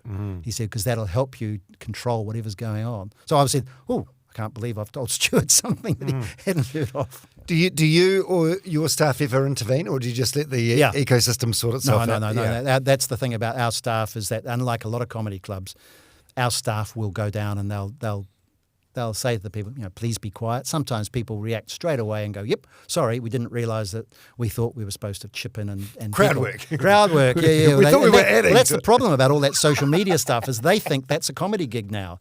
Audiences going, comedy gigs are just the comedian yelling at us and us yelling back at the comedian. No, that's not what a comedy show is. But sometimes you do have to remove people. And we just say, look, sometimes it's just people talking. And they've come along and they've got a night out, but they're catching up with friends and they want to catch up and talk to their friends. And you go, great, you can do that in the front bar.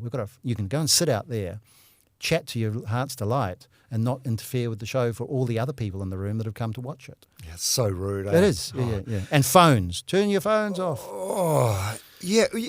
It's funny because since you've been there, when you started, I'm guessing. What was there? Like, was it brick phones? No, maybe, but it was phones that could literally just make phone calls. People would bring their telex machines into the gig, and you could hear the paper going through the printer as you're trying to plug in the fax. Yeah, playing with the fax machine at the gig. Oh, terrible! Nothing worse than a room full of fax machines. No, but the difference between when you started and now, it's like people have got their phones on and on them all the time. Oh, we had to give people a separate table for their phones back in the 80s. You know, the brick phone.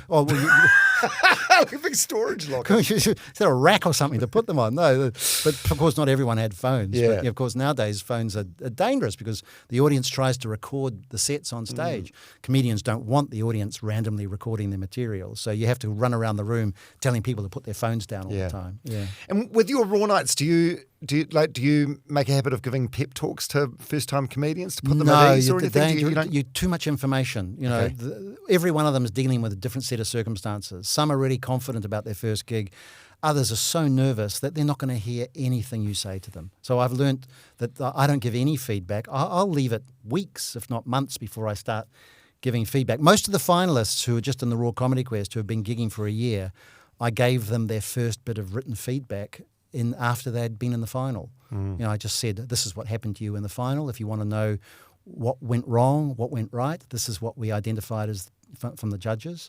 And I just fed that back to them. So that'll be the first time they've heard from me. It's so generous of you to do that, though. Now, how do you counsel someone who bombs?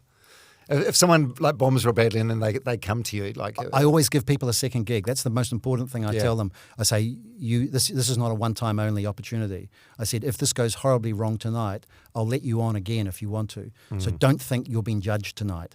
And it takes the pressure off. If they go, oh, you mean if I get it horribly wrong tonight, you'll give me a second gig? And I go, yep. And they go, phew. And suddenly they don't have to try so hard. Yeah, I think that's good. If you know that failure is not fatal. Yeah. I think that's good. But that's the same. That's one of those things that applies. If you're any employer, don't do a make and break thing with people because, you've got to, if anything, let them relax into the job. Give them a probationary period, something. You never fire someone after their first day. Yeah, you got to know that failure is like a stepping stone to success. Yeah, they might learn something. A comedian learns something from every gig. That's another thing I say to them. You need to learn a lesson from every gig you do. Just walk away with one thing. It might just be one little bit of material. It might be the way you hold the microphone. It might be the way you stand or move or not move. Do you need to animate yourself more?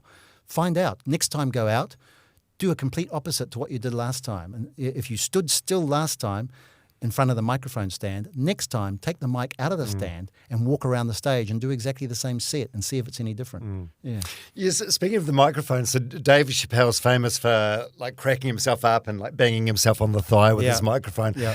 Do you see young comedians coming on stage and you can tell almost immediately who they are? The Chappelle, yes, you or maybe not necessarily Chappelle, but you can tell who they're. No, but he's a major influence on young comedians. When they start smoking on stage in the classic. Yeah.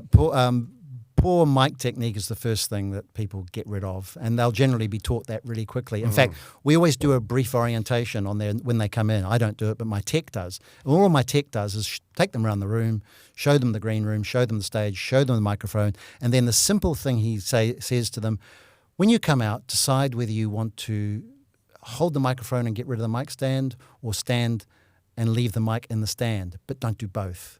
So, because of course what some people do is they'll take the mic off the stand and then they'll try and hide behind the mic stand. And it's nothing funnier than watching a person who's as wide as a person try and hide behind a microphone that's thin as a mic stand that's thin as a mic stand. Yeah, but that's what they try and do. Yeah, just make yourself small. Make yourself very small. Yeah. What's one piece of advice you would give to anyone wanting to give stand-up comedy a go? Firstly, don't bank everything on that first gig. Write some material and don't try and write too much. Just, if anything, less is more. So don't go out with 10 minutes of material if you've never done a gig before. Go out with 3 or 4 minutes. Just get the first 3 or 4 minutes right. and then build on that. Some people turn up and they go, oh, I've only got 6 minutes on Raw, but I've written 15 minutes. And you go, I know you've written 15 minutes, but you've never performed 15 minutes. Why would you bother? We're not even looking at the stage. It'll be 2 or 3 years before I ask you to do 15 minutes. Just do 4 or 5 minutes the first time. Yeah. And are there any absolute cornerstones of doing a good set? It depends on whether you're raw or pro. There is it's all about expectations. So an open mic audience is expecting nothing. So that's the great space that's left for a raw comedian coming out on an open mic going, right, you people are expecting nothing, I'm going to give you nothing. and anything else is a bonus. That is the starting point. With pro comedians, I always say, find out exactly what gig you're on, right? Find out who the audience is. Just get a little bit of background to why this audience is in the room. What's the gig? Is it a paid gig? Are you being paid to perform? Really important, because if you are, don't take any risks with material. Do exactly what you're being paid to do. But also find out what the expectations of the audience are. If the audience have paid $100 a ticket, you better get your game right, because they're expecting $100 worth of comedy. Better be there in the show. But if they've paid $5, you've got a bit more room to wriggle. Also, the guy or the person, male or female, who booked you for the show, find out what their expectations are. And this is a lesson I also tell my children about when they're working for people, including me, when they're working for me. I go, work out what the expectations of your employer is and then exceed them by 10%. So don't know exactly what the person paying you to do the gig or asking you to do the gig is expecting of you. Look at the running order. You're in the middle of the running order. You've been given 6 minutes. Everyone else on the running order has got 10 or 15 minutes. You are the new person. Leave that gig being too good to ignore in that 6 minutes. Get it right. So you'll know that the person doing the gig is not expecting you to headline. They're not expecting you to close the show and completely wipe the floor. You're not Brendan Lovegrove. Your new face. Just deliver on what that person expects and exceed it by 10%, and they'll ask you back. And every time they ask you back, they'll ask you to do a few more minutes. And every time they ask you back, you exceed their expectations by 10%. Shit, you've got so much IP, don't you? Well, that applies to any job in the world that you do. If you were, if someone said, Dom, I want you to do a podcast, you go, great, what's your expectations of that podcast? You would find out what it is, and then you'd make sure you exceed that by 10%. You got a happy boss then. I love that. It's a good rule for life. Yeah. I was just about to wrap up, but you mentioned Brendan Lovegrove, and we haven't mentioned him at all, apart from at the very beginning when I read a quote that he said you should be knighted for services to comedy. I've got a Order of New Zealand Merit. That's something. Is that near enough? It's near enough. That must have been, how was that? Was that humbling? Was beautiful. Yeah. When was that? That was in 2015, I think. It was then, 16. Was it that long ago? Oh, maybe not. I've forgotten. But the most important thing for me is that I got to go to Government House and take my mum and my brothers to Government House. Oh my God! That was Mum's moment to take her baby boy to Government House to get a medal from the Queen, but from the Governor General. So she just wore her best outfit. Came along and had tea in Government House. And to me, that was the biggest joy of the whole thing. That's what it's all about, isn't it? Yeah. So, it's tangible proof that it worked out good, like turning you back on the accountancy career. Yes, it was. And what about your kids? They're at that age now, your teenage boys. Have they expressed any sort of interest in comedy? Well, Nick works as a barback at the club, so he cleans glasses on a Saturday night, and he gets paid for doing that. He's not allowed to serve alcohol, obviously, but he's allowed to wash glasses, restock. My youngest can't wait to do that job, but I've told him he has to wait another couple of years. But Nick doesn't do it because he's got any interest in comedy. He's doing it to finance a very expensive hobby called Warhammer, where he has to buy models and paint them, and they're quite expensive. And so he loves that. But it was interesting. I had him watch the Raw Comedy Quest final, and I said to him afterwards, I'd really like your feedback.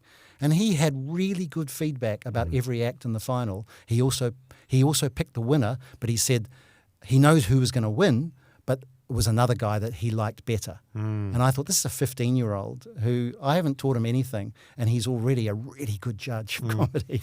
Yeah, do you think there might be like a succession plan there with the classic? No, I maybe more so. I think my youngest is more likely to find it the kind of thing he might like to do. Nick's already got his master plan at 15. But that's fine. I don't expect them to do it if they want to. If they want to help me out, if they want to run with it. I tell you what, there are a lot of producers, club managers and things around the world whose kids now work for them and have taken over their businesses. That's the same. I go, wow, this will not be the first if they did. Happens all the time because it is such a cool industry to be part of, and the kids grow up watching their parents do it, and they get to see how much fun their parents are having, and also get to see how happy their parents are. Why wouldn't you want to do something that makes your parents happy? Yeah. How long are you going to keep doing it? Well, it doesn't hurt yet. You're going to, It doesn't hurt yet. Well, but it seems like you love it, so it's not really a job. As we said before, if you find something you love and you don't work a day in your life, would you be happy to die at the Classic? Well, what I did is at the 25th anniversary, we had a big party at the club. All the comedians came, industry came, and they were all sitting in the auditorium. I got up and did my speech, and I got them all to get their phones out. This was at the 25th. I said, right, take out your phones. Right, open up the diary. Now scroll through to the first weekend in October 2047. That's the 50th anniversary of the Classic. Could you all please put that party in your diary now, and I will see you there. And I tell you what, there was a weird feeling in the room because no one in that room had ever scrolled through to 2047 and put a diary entry to remember the Classic Comedy Club's 50th birthday on the first weekend of October 2047. It sounds like something out of Back to the Future or Blade Runner. And you go, yeah, I'll see you. And I said, I'll see you all then. I didn't say what I'd be doing, but I fully expect an invitation to the party. How old? Yeah, you'll be in your 80s? I'll be 80. In my 80s. Yeah. Wow. This has been a great chat. It was fun. Thanks so much. What about a book? You ever going to write a book? Have you thought about writing a book? I've been asked, but these days, this is the podcast and things are the new book. People are far more likely to listen to your podcast than they are to read my book. Yeah. I mean, I've really enjoyed this chat because I think you're a fascinating guy, and you've done this incredible service for New Zealand comedy. You've ran this little business which you started from scratch, and you've done it forever. But also just a treasure trove of information here for anyone that wants to give stand-up comedy a go from a man that's seen and heard it all. Well, it's easy to come down and watch, and if you ever think you want to do it, the first thing to do is to come and watch. Don't make your open mic the first time you've ever visited the Classic.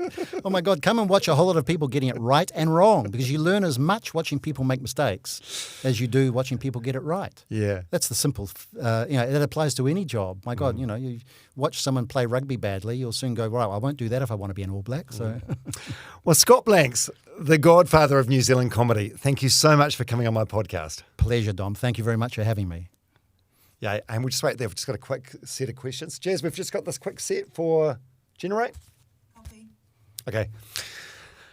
Scott Blanks. So the show is sponsored by the Generate KiwiSaver scheme, and they've challenged me to give $20,000 to a bunch of charities by giving every guest the opportunity to donate $500 to their favourite charity, as long as you answer just a simple set of questions. So what, can you think of a charity you'd like to support, or we can do it at the end? Yeah. Okay? Yeah. Okay. Scott Blanks, what is some KiwiSaver advice you'd give to your younger self or your boys? Right. I have never been on KiwiSaver because I could never afford it. And then it just seemed like one thing you go, well, there's no point in starting this so late in life. But I think you can always start KiwiSaver. I think my problem was, I'm too old to be on KiwiSaver. But all my staff are on KiwiSaver, and it's automatic these days. And I know my boys will be as well. But my advice would be, play a long game. And I would say KiwiSaver is a long game. Yeah, start early. Yeah, well, look at me, Comedy Club, 30 years on. I'm afraid that the Comedy Club is my KiwiSaver. What's the best piece of advice you've been given about money? Best piece of advice I've been given about money? Probably it would probably hinge from my own father, who avoided debt. And it wasn't really something in my grandparents and my parents' generation. Don't go into debt. It's too easy to say that now, but I try and avoid it like the plague. And particularly since we went into debt with the Comedy Club back in, as I said, in 2000. So I try and avoid any great level of debt. It takes the anxiety away. Yeah. Are you a spender or a saver? I'm a good balance of both. Yeah. Yeah, I will treat myself. I won't hold on to money because firmly at my age now, I believe you should go out and treat yourself. There's no point in hanging on to it until you're 85 and going, God, then I'm going to go on the holiday of a lifetime. Like hell you will. Yeah, I'm a firm believer that you need like $1 each way on that because you don't want to scrimp and save for this trip of a lifetime that may never come. Yeah. But you have to be a little bit prudent about it at the same time. What's been your worst money mistake? Apart from buying a comedy club? No, that would have been it. Getting on the wrong side of the side of the IRD. Yeah, right. Yeah. Early on in business. Yeah, early on, and realizing the mistake, but too late, and then having to sit down and remedy the whole situation. That would have been my worst money mistake. Yeah. And you were an accountant as well. You should have known better. Oh, yeah. Does money buy you happiness? No, not at all. No, definitely not. I mean, I talk about the juice of life. The juice of life is making a difference to people, and you couldn't be happier if you with money than you could if you were surrounded by people who are grateful and happy for what you can do for them. That is really what it's about. Yeah. Yeah, I think I'd agree. You're plenty the base level, but if you're not lying awake at night worrying about money, then you've probably got enough. Yeah. What would you do if you woke up tomorrow as a surprise billionaire? I'd probably fix the things at the club that I haven't fixed recently. I can think of all sorts of crazy things I would do, but certainly there'd be something involved with comedy. There'd be something involved with catching up with my brothers overseas. It wouldn't be a massive spend. Yeah. No, I can't. I don't know what I'd do with $1 billion, quite frankly. And your retirement age now, but you're showing no signs of slowing down. Where would you like to retire? That's a big question. I'm very much in the moment. I'll see where I am before I decide. I don't have any place I'd like to go and retire. Queen Street has been my working address since I was 17. The accountant's firm I worked for initially was on the corner of Queen and Victoria. I then worked for Kerajodian in 246 Queen Street. The only time I was off Queen Street was when I worked for the old Auckland Custom House, which was renovated by an American millionaire called John Hulbert. And I worked in the theatre and box office and that was just round the corner on Custom Street. The only years off Queen Street were there a few years I was working for myself from home. So I've been working, my working career has been, over 45 years. Almost all those years, the working address has been on Queen Street. So I'm not going far. Too late to move to another street now. Yeah. Queen Street and Onehunga. Yeah. What's the best thing about being a Kiwi? Oh, best thing about being a Kiwi? I think being that outside the square, the distance, the lovely, you talk about the tyranny of distance, but also the beauty of distance from the rest of the world. It gives you an opportunity to just do things a little bit differently. And the lovely part is when you travel, is just how exotic people think you are. I'll never forget going to the Improv in Melrose in Los Angeles, and I went up to the box office and I said, "Oh, hello, I'd like to come in tonight to see the show. I work in the comedy industry in New Zealand, and I was hoping to see a show tonight." And the girl just looked at me and said, "Keep talking." And I went, "What?" She said, "I just love your accent." And she said, "And you're really lucky tonight because Billy Crystal's going to be on stage." Wow. And he went, "He's just sneaking in to do a spot." And I went, "Oh, that's fabulous." And she said, "Of course it's fabulous."